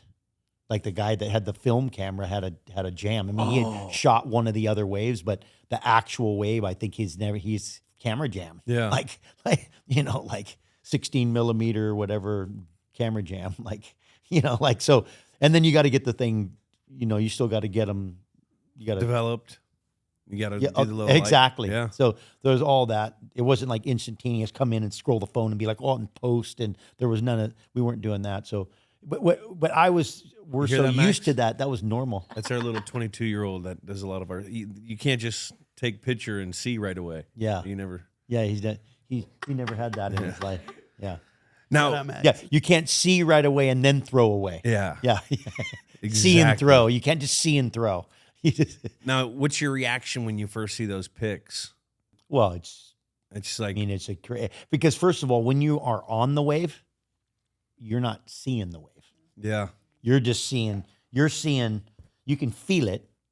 You can feel it. And I know what it was. Like I couldn't see it, but I could feel that thing. I mean, you feel waves. You know where you are on them. You can tell by what's, I said, surfing's an interesting thing where you can tell what's going on behind you by what's happening in front of you. Not a lot of things are like that, but like you can just look at what's happening in front of you and you just know what's happening behind you. So I knew what was going on in front of me, that there was something happening behind me that was unlike anything that listen, I've seen every kind of different grinding waves and, because in Hawaii we have so much variety that you see some variation of every style of wave. So I had a pretty good idea just by the draw of the water. But yeah, seeing the photographs and being able to look from the perspective and stuff, there's some from land you can't appreciate. You can see the curve a little bit, but like from land, half of the wave is below the horizon. Like the land shot from the land is like the wave is, you see only like the top half of the wave. Yeah. Because it's subterranean, because the whole thing's drawing off the reef. But yeah, definitely seeing the photos is, That's insane. Now, how and to have two guys shooting and have them be in the right spot. I mean, they could. It's like, there's so many variables to. It all had to go right. It all or had just to go not right. go bad. Or not go bad. Or not go bad. Now, we always ask guys after these games or the women that have played in games that we go over. Yep. How'd you celebrate? Well, I had been not drinking, and I think I had a beer. That was about the extent of it. Hell yeah. That was about the extent of it. The boys. And I think I got to talk to Gabby too. And I think that was an emotional thing that I got to communicate with her. So that was cool. That's amazing. That was good. We hadn't been talking either. And then we got to, my friend always likes to say, oh yeah, and he wasn't drinking. And then we drank, it's like, I think I had a beer at lunch or something like that, just to try to decelerate. But we have had a lot of experience with post-traumatic, just, I call it, after the surf gets giant, the bigger it is, the more aggressive it is, the more you come down. It's just the nature of it might take you 3 days, could take a week. It depends on. So I've already at this point, 36, I've gotten it to be a little bit like I've gotten better at it. I've gotten better at kind of knowing what's coming, like how to pull the plane out before you just drive it into the ground. Because you can do that easy. You can come off of that, that high, that peak, and then just blow up, drive it right into the ground. So try to pull that out a little bit. But I think I had to travel out of there pretty quick, and there was other stuff to do. But yeah, lunch on the thing in the rain, and it was awesome. It was a good thing. Till the next one. That's right. Until the next one. The perfect storm wave. What's the aftermath of this bad boy, Jackie? This became the biggest, the heaviest wave Laird had ever surfed. Made surfing history. It was on magazine covers around the world. Surfer magazine, to be exact. One of the biggest ones. Toe-in surfing history was made. And this really changed the human perception of what was possible to do on a board, which is just insane. Really gave birth to the modern wave of big wave surfing, and of course it's further cemented Laird as a legend in the world of action sports surfing. All the above. Man, so sick. Well, you know what that did do though too? It did legitimize towing, because towing was getting a rap. It was getting there was still like some, hey, you can paddle into these waves. There was still some kind of gray area that the people weren't, the so-called core. Gabby and I always laugh about core, because she's like, how do you get more core than just dedicating your whole entire life to something and every waking hour? And, but maybe you just need the right shorts or something. I don't know, but but the core, like they're talking about core that kind of really it was a clear line about what toe-in could do. Yeah. And then the result of that now is, okay, not only jaws and other stuff, but you have like Nazare exists because of it. Without toe-in, Nazare wouldn't be Nazare. Like Nazare is something because of toeing in. So that's an example of It's in Portugal? Yeah. Have you ever thought about? Yeah, we foiled that wave. You foiled that wave. We did. We foiled it giant too. Like, wow. Well, how high? That thing's like 100 footer? Well, Give or take? it's got a unique thing that it does. Again, waves do all kinds of, there's rogue waves, and that wave has a unique ability to take two waves and stack them on top of each other, and not like a rogue wave where they become one, but they two separate pieces go across each other at the moment that it's going to break. So it has a strange thing where it'll have the face of a wave that's whatever measurement they're giving it, because they love to do that. The Guinness World Record. I'm like, oh, here we go. It's like, how do you measure a cube by measuring the face of it? It's like it's just like it's an impossible thing. But yeah, that place has a unique topography on the bottom. It has a unique a thing where it makes the wave grow into two waves, and it's right in front of a cliff. There's no doubt the danger of that spot is real, and then beautiful. It's just, again, it's another one of these special natural, phenomenons. Yeah. It's like one of the seven wonders of the world. Like, you go there, it's like high level stuff. And you go to Yosemite, you're like, wow, beautiful. You go to Jaws, you're like, oh my gosh. Go to Teahupo'o, wow, amazing. It's like, these are like, and this is nature, and so there's some, there's worth seeing. Let's just put it that way. Yeah, worth going to, worth experiencing. And you got crazy dudes like you that go fucking surf it. Seems like there's no shortage. They're making a new one every day. Yeah, there they are. Now, last legacy of this. Where does this rank among best moments in surfing history for you individually? Is this your high, or is there still, like, we already kind of went over that? Yeah. I mean, I obviously I think it's I look at it like a heart rate. It's one of the high points on multiple high points. So I would say one of. I mean, at the time, it was the crescendo, but there's been other, That's an irregular heartbeat, bro. Yeah. That one right there. Ain't no flatlining. Ain't no flatlining. And then who's the Mount Rushmore of surfers for you? For you individually, it doesn't have to be the best, but that four. I mean, you'd have to give the Duke, right? Kind of the award for, first of all, spreading it all over the world. Crazy Olympic gold medalists, outswam everybody with the weirdest, didn't even know how to kick turn and smoked everybody. Rescued Duke Hanamoko, rescued a boat full of, spent a day saving a boat somewhere in Southern California. Boat rolled over and went out and saved all these people. And couldn't save them all, and he was pretty destroyed from that.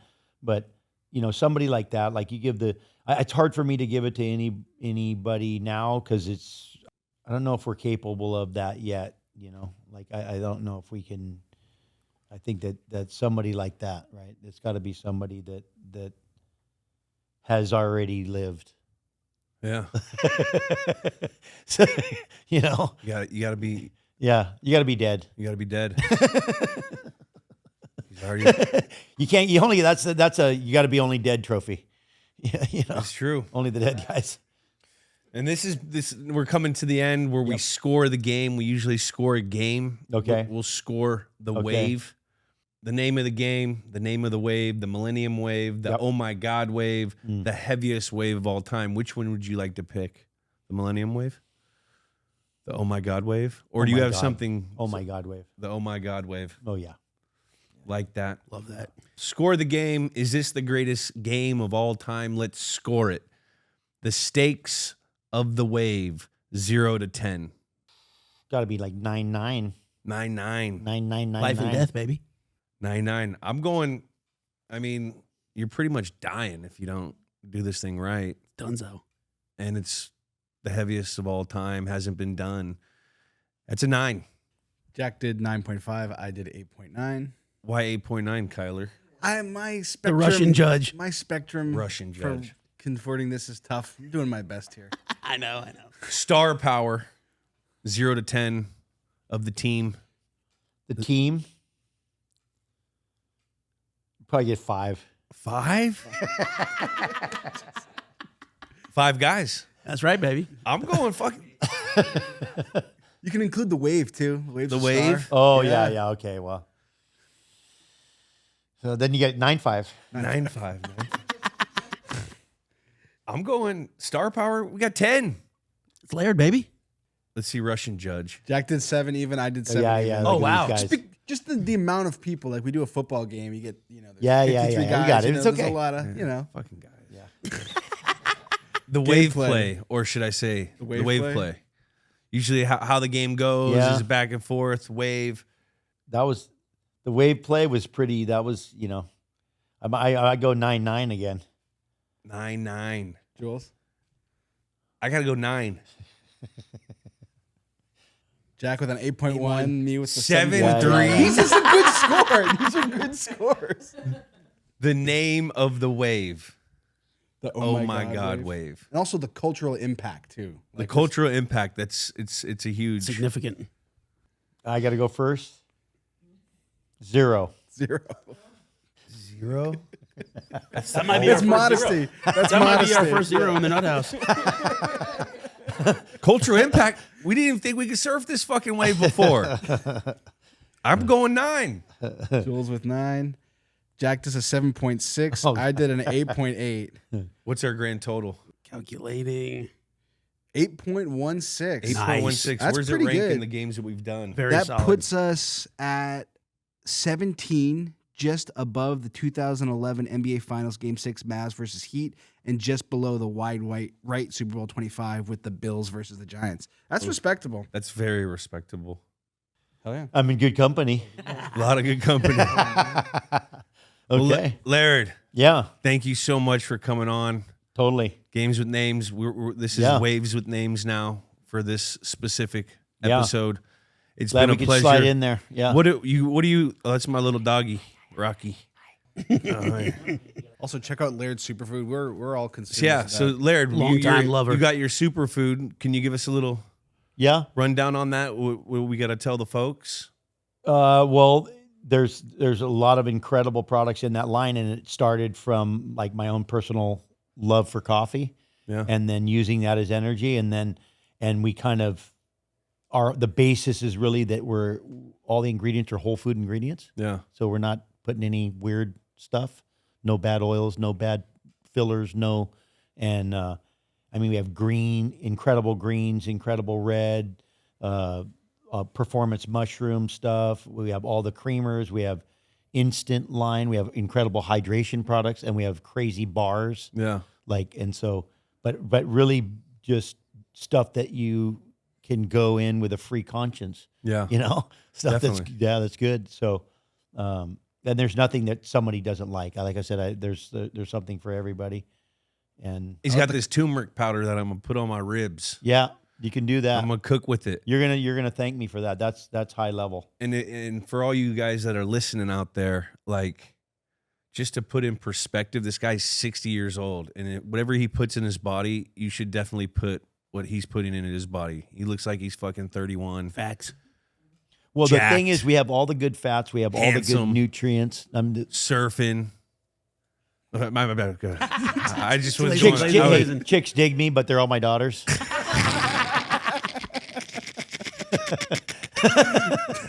Well, and my wife. So That's the only ones that matter. That's the only ones That's that right. matter. that's Thank right. you, Laird. That's Thank you awesome. so Yeah. much for coming, man. Thanks, I Laird. appreciate it. Aloha. Aloha, bro. You're the man. You are. We appreciate it. Man, I have a new man crush. Absolute icon. I'm there, right there with you, bro. Laird is so cool. Mindset, aura. Talk about aura. Aura through the. Oh my God, bro. Look, Aura Max, bro. Yeah. I mean, handsome, cool, got balls, but he also seems like a great dad. He does, bro. Family guy, no Family Peter Griffin, guy. bro. Family guy. Loves his wife. Jack was starstruck. I was a little shook. I'm not even gonna lie, bro. I've been watching Laird. I've been drinking Laird for years and years, man. No diddy on drinking Laird. Like creamer, the mushrooms. Like I'm We're stacked up with the Laird. Yo, I what's stole it called? so many. I'm a Laird Superfood? evangelist. Superfoods. Full Yo, Laird it's so evangelist. good. I'm gonna go train. I gotta go train. You with got them. to, bro. You got the invite. You I got know, the you did invite. give me an invite. That is, oh my God, bro. I'm a little intimidated. Also, is Laird our first guest that we can just refer to by first name and you know him? He might be our first guest that has like a single Cher? name. Yeah. It's like LeBron. It's like Cher. Laird. Prince. Now I'm gonna think. I think he might be, dude. McLovin. McLeod. No, Gronk. Gronk. Was the last name though? But it's one. It's part of a last name. Yeah. Okay. But close. That's the So- closest we've come. Lily met Gronk yesterday. Well, she met him when she was younger, and I go, "Yeah, this is Rob. You remember him, Lil?" And she's like, "No, nah." She's kind of shy because Rob's a big guy, Oh, and yeah. you know, Rob starts being Rob, and he gives such big kid vibes. So you could tell that she was like she was comfortable. And we get in the car to go to soccer. I go, "You don't remember Rob?" She goes, not really. I go, "You remember Rob Gronkowski?" She goes, "That's Gronk." I go, "Yeah." She goes, "Yeah, he just looked a little different. I didn't know that was Gronk." She said, you said his name was Rob. I go, "His name's Rob Gronkowski." Dude, I thought you were gonna say because you were like, "This is Rob. He's one of the greatest football players of all time," and then Rob goes, "One of." He said the. I love Also, it, bro. News alert. Rob might be joining the Coast Productions Fantasy Football League. Oh, I like that. Updates to come. That's big time, bro. football. That's big I time. wonder how. Wonder how he's gonna take it though. The league Take just it got better. serious? His name? No. I don't know if I can say it yet. Yeah. Does he have it already? He dropped it for us in here. instantly. He said, "What did he say? Gronk sore ass? The Gronk I believe it sore was asses? Gronkosaur ass. The Gronkosaur ass." He's trying to rival the Ernie Adams family as far as best with name two, in the with league, two bro. ones as L's. Yeah, he's trying to rival it, man. He's already coming in, baby, making waves, throwing haymakers. That was awesome. Oh my gosh. Can't wait to can't see wait how for many fantasy quarterbacks now. he has on his roster. I can't wait for fantasy now. With Gronk in the league, Man, We I gotta know, it's step gonna be up our fun. gear. It's gonna be fun. bro. And while we're back on the Laird topic, gotta let the fans know just what Jules is rocking today. By the way, this is a deep cut, real deal, OG vintage. I bet y'all didn't even know Laird was with Nike back in the day. Nike Aqua Gear, Laird, dead stock vintage. I wore them with my crop top. Reeboks though. You see that? Facts. Facts. We love Reebok. Shout out Reebok, but just had to shout it out. Let the Yeah. people know what you No, got on. I mean, We were also so nervous about having Laird on the show that like Jules has a whole sauna set up and like the cold plunge. I don't know if it was gonna be cold enough, so Jules was like, "Let's go get some ice and get the cold plunge cold enough." yeah. I mean, I wanted my fucking like because I cleaned it, and usually it takes like 2 days to get to like cold max temp, and I needed my just for him if he wanted to stick his hand in or go maybe do a cold plunge sesh together. Yeah, I had it ready. We had to be ready, baby. I had to be ready. We had to be, dog. You stay ready. You ain't got to get ready. Hey, shout out. Hey, shout out to all our boys in the field. We called on all our surfing community homies, Stevie, Rob, Will. We called on everybody. Uncle so Bob. Yeah. shout out to everybody. Yeah, who That was who fun. helped us That was a prep fun for Laird, episode. man. And Our very, boys like, in the field. My guy's a poem. He's like a poet. He's a poet, bro. He He was had, dropping like- some serious knowledge. There's 4 or 5 things he said that just rolled off his tongue where I'm like, man, that's cool. I Bumpers tried in Let to. the your show. memory Did you hear be me bigger try to than your drop in the dreams? Point Break? Yeah, he didn't even acknowledge it. Wait, was it a Johnny Utah? Yeah, with the sharks. Yeah, no, dude. I, Oh, I yeah, said, that I went- said, you know, he said it wouldn't. He said something like, if a fucking shark takes me out, that's a hell of a way to go out, or something time, like that, bro. right? Big time. And I go, well, you know, you died doing something you love. It's not tragedy, Laird. Oh yeah, he didn't. Fuck, he man. didn't. I don't know if he heard it. Maybe not. He's He didn't probably- know that he movie probably line. deep in thought. He was in the remake though. I mean, Before we move on, We like to do like stupid questions in like the pop culture and just the dumb question of like riding the perfect wave and him be like, oh yeah, I'm already working on it. The perfect storm. perfect Excuse storm. me, perfect storm. Yeah, oh yeah, I he's got a dead plan. serious. Yeah, I could do it. You just got to get me out there. No, he was more like, I haven't got it. Or what did he say? It's possible. He's like, we're working on it. I got my guys. These guys, they just emit testosterone. I got my boys. Admit My best. testosterone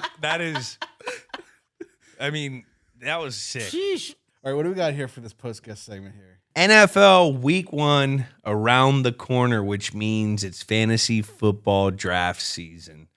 On today's Hotline Bling, we'll answer your burning fantasy questions to help you win your league. Like I'm going to win mine. I hope Rob is not listening to this. I'm taking Rob out. Bite his kneecaps. I'm going to MCDC him.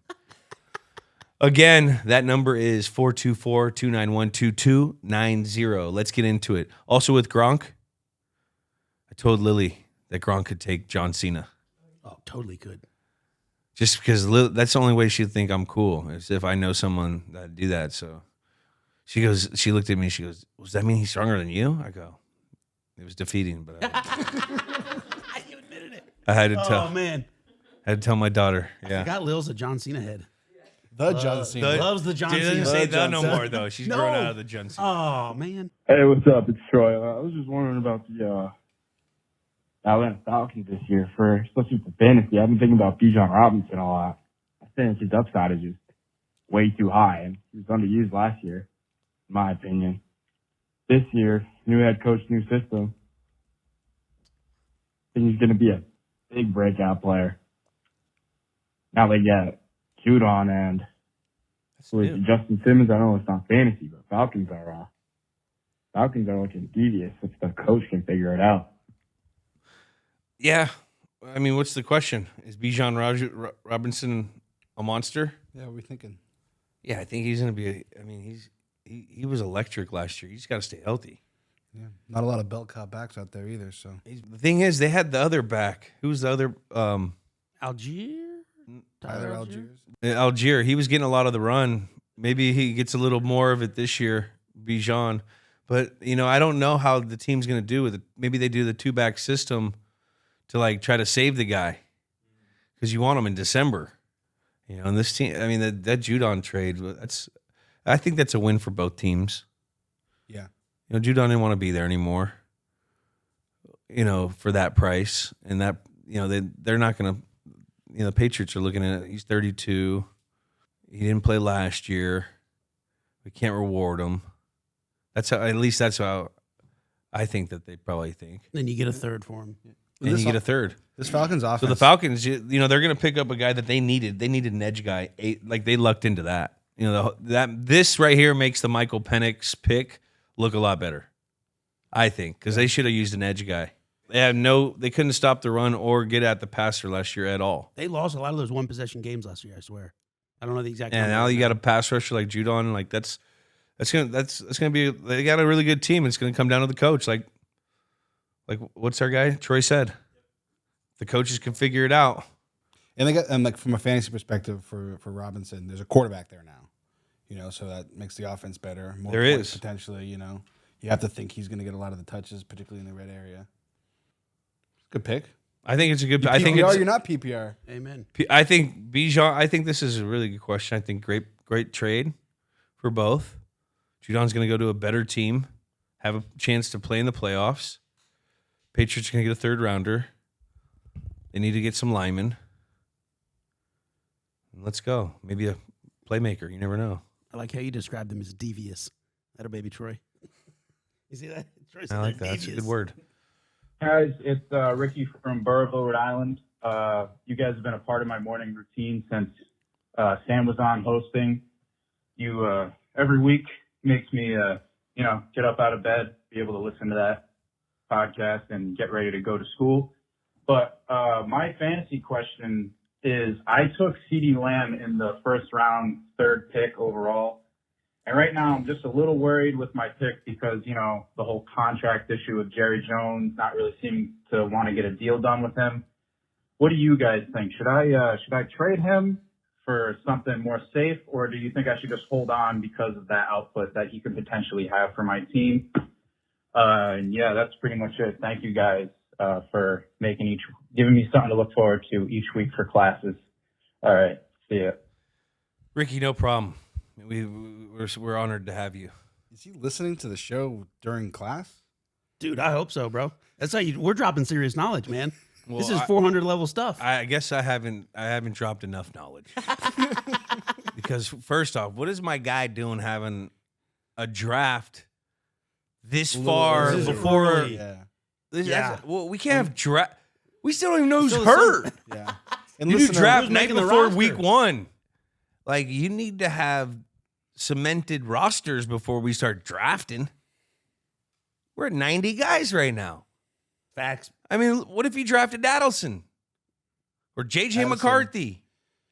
Gone for the year. What are we doing? So I admire the courage of having an early draft. But this is a tough situation because Jerry playing hardball. He sure is, baby. Jerry playing hardball.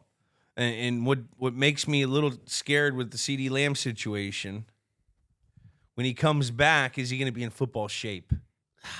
That's the Okay, question. that two things can come with that. Now he could be CeeDee Lamb and still just start balling Like we right know out he the can. gate. Like we know he can. like baby. you know he can. Making that 88 But proud. will he? When you don't have that training camp, you're susceptible to maybe a hamstring pull, or does he have his football legs under him? Does he last the whole year? That's a tricky situation. Would I trade him? I would trade him and try to get a running back. Would you really? Okay. No, scared money don't make money. All right. You drafted a guy like him and Prescott have a connection. Just fucking, you did it. Let's go. All right. I think he did the right thing at the time because CD is certainly ranked on all the boards. Who else they throwing to over there? Um, I like Ferguson, the tight end. I like Ferguson. yeah, he's nice with it. Michael Gallup, Brandon Cooks, bro. I like Cookie. They got Cooks back there. I like Cookie, but he's going to be getting a lot of that coverage, I bet, this year because he Jalen had 120 something catches Zeke's last back year. there. Zeke's back there, baby. We got Zeke back. But I mean, Ricky, I think you made the right move in the moment. First pick, 3rd overall. Yeah, that's You went with Probably a receiver. PPR. It's That's probably high. PPR. Is it a PPR? Yeah, I suspect. But even if it's PPR, you're still dependent on the execution of a pass. And don't you always go running back first PPR? It's changing a lot lately. It used to I be- know, yeah, I see that. It's hard. Like people are kind of But thinking, why didn't he get Tyreek? getting older. Maybe win. Tua? Who would you rather throw into your guy? Tua or You're telling me Prescott? you'd rather have CeeDee Lamb over Tyreek Hill in fantasy football? I'm not telling you that. Tua plays in the sunshine half the Maybe year. win second. You never know. You're gonna have. You know that for a fact. Tyreek Hill is gonna have like a 40-point game. Cowboys playing a dome. Facts. I know. There's also a lot of pressure and agony going on over there. It's true. Maybe that messes up the feng shui of the team. The McMuffins are a little extra salty, baby. Extra salty. Extra There's a lot salty of right mouth now. defeats in Miami too. A lot of Facts. mouths. You got you got Waddle. they- You got the boys. When you're paying a guy like Tyreek Hill, what is he, 31? He was on a crazy pace last year too. He had like what two? He's Yeah, he 30. almost- He's 30. 30. 30? Tyreek. 30? Yeah. Now, even if he slow down 10%, is still faster than everyone. Yeah, he's got Noah Lyles, baby. He might dust Noah. He said he could dust him. He said that? Is what he said. yeah. No, he didn't. Yes, bro. He laid down the gauntlet. Wait, what? He laid down the gauntlet. He said he wanted to challenge Noah Lyles. I don't know if it was a 50 or 40 yard dash. I don't know. I don't Oh, remember 40? the yardage. Yeah. He didn't want to go Hundy? I don't know if he wanted to go Hundy. Maybe it did mean Hundy. I mean, Tyreek get out the blocks. He's a beast, bro. He is quick. But those guys, Cheetah. now the new 100 sprinters are like 6'3". I know. They're long. Big bodies, baby. They can move. That would be so fun. That'd I'd be pay to crazy. watch that. Pay per view. I would pay to watch that. I just want to see. should bring back- I just want to see. What were those like man versus beast? Like have him run against like a, I think Like a Ocho zebra? raced a fucking I'd a watch horse that. or something, didn't he? like a I'll watch camel that. or some shit. Yeah. Bro, my last piece of advice for Ricky, fantasy, I don't care about that, out the window. Weird part of your morning routine, I suggest you add a little bit of Laird Superfood in there, baby. Little Mix Laird that into your Superfood. morning routine. I put that in there. You get your.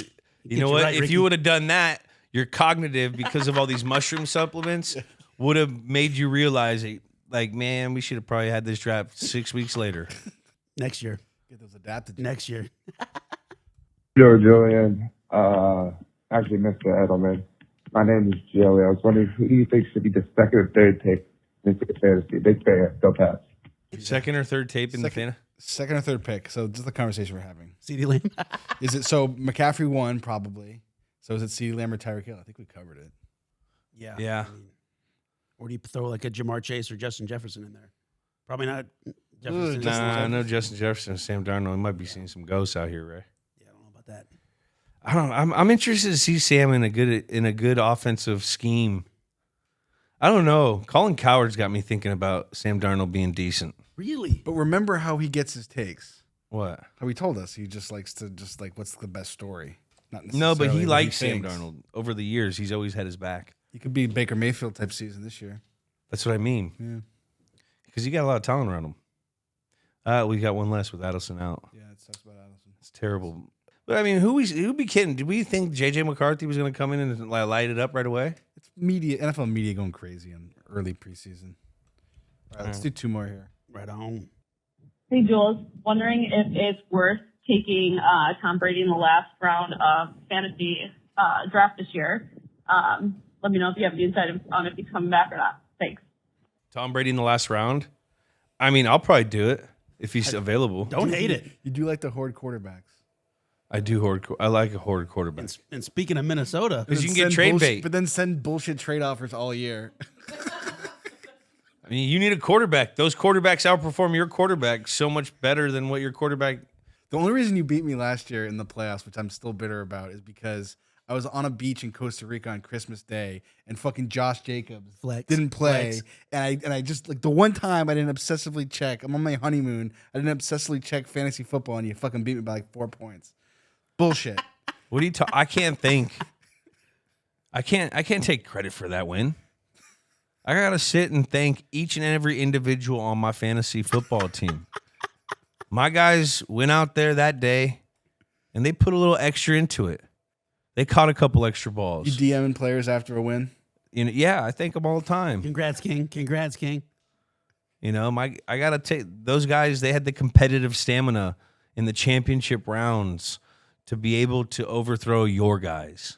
Everyone can be a winner. Overthrow. Not everyone can be a Now winner. back to I will our- never apologize for winning. Don't draft Tom Brady in the last round. What you do is you let him sit on waivers for a while, right? And then when your team's in the playoffs, Yeah, you definitely don't draft Tom Brady. You see him; he's doing cliff dives in fucking Paris right now. This guy, he ain't throwing a football. your team's in the He's over on the playoffs, Fanatics right? boat throwing fucking bombs to guys on jet skis. You think he Your could team's take a in- hit? Your team's in the playoffs. He right? looking good though. His body looking good. I saw him shooting a hockey stick today. Is he good? It's okay. He's athletic. He's Tom Brady. Bro, but you know that I'm coming back vlog is going to hit extra hard. He's got a vlog right now. He's a vlogger, What's it bro. called? It's called I Should Have Launched. I think This it's called 15 last years week. ago. That's what I saw. Wait, Guy, give us the rationale though here. What do you do if you're GM? Okay, so this What is do you do my for this this is my move, and this move has got me a couple championships. You can't do it in the season, right? Because that's a wasted roster spot. When it comes playoff times, and you kind of have your team, and you got a couple of defenses, what you do is you need a locker room guy. You need a character guy. I've won a couple championships picking up Tim Tebow, just riling up the group. I did it with Tony Gonzalez when he was out of the league. I just needed some veteran leadership. I did it with you. You were not playing anymore, but I brought you in because I needed some fucking sandpaper in the locker room. It works. So maybe Tom Brady in the playoffs. He's a winner. You know what, Kyler? As the wise old Bill Belichick would tell me, this is a production business. So you could do all the hooting and hollering you fucking want to do. You could have the pregame speech. You could do the goddamn war dance before the game, the fire, the smoke, this, that. It all comes down to the little fucker produce when it's a pressure situation. And that weekend, my guys did. You know, some of us, It's true. some of us were, you know, behind the keyboard making moves. Some were in fucking beaches in Costa Rica. Who you think's gonna win that? I'm gonna start calling you. You did the boat trip to Miami, bro. You boat trip to Miami. Bro, I'm gonna quote Bill again. Hey, someone make that a days meme. Off. Get Kyler and his wife on the boat in Miami. Hey, leave her out of it. Headshot it. Maybe don't you bring a dog or something? Odell, and, baby. and make sure you put some weird sandals and some blue socks on. Are they blue today? They're green. Oh, they're green. Speaking of our Photoshop, our last questions from our guy Dolan, who does our Our Who? resident Photoshop guy. He's our meme guy. Where's our meme guy? This guy who's about to speak in 2 seconds. Hey guys, it's yours truly, Dallin, calling.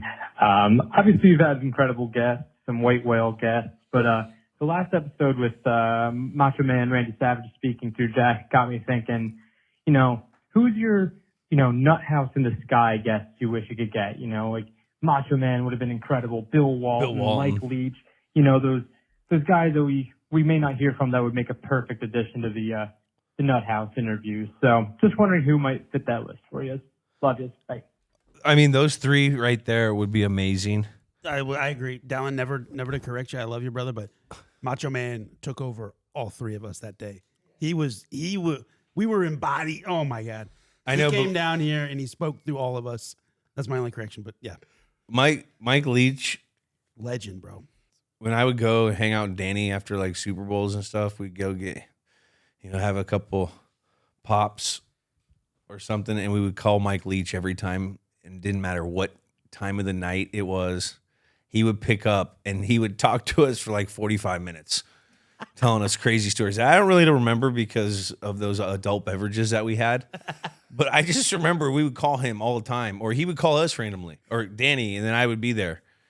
He was a fun dude. Bill Walton, that's half the reason I watch college basketball. I didn't watch the games. I just wanted to hear his stories. Legend. Our guy. You guy loved Pac-12, Pac-10. Mike Leach, another great Pac-12 guy. Yeah. Man. Remember Mike Leach in Hawaii?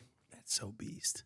Dude, if the guy that picks up the phone and is down to clown and talk for 45 minutes at 2 in the morning. Game that's planning a real before guy. a game. Eating like a Snickers or something. I'm fully picturing the scene in Happy Gilmore when Abe Lincoln and the alligator are waving down. Yeah, and These kind of guys. and Chubbs.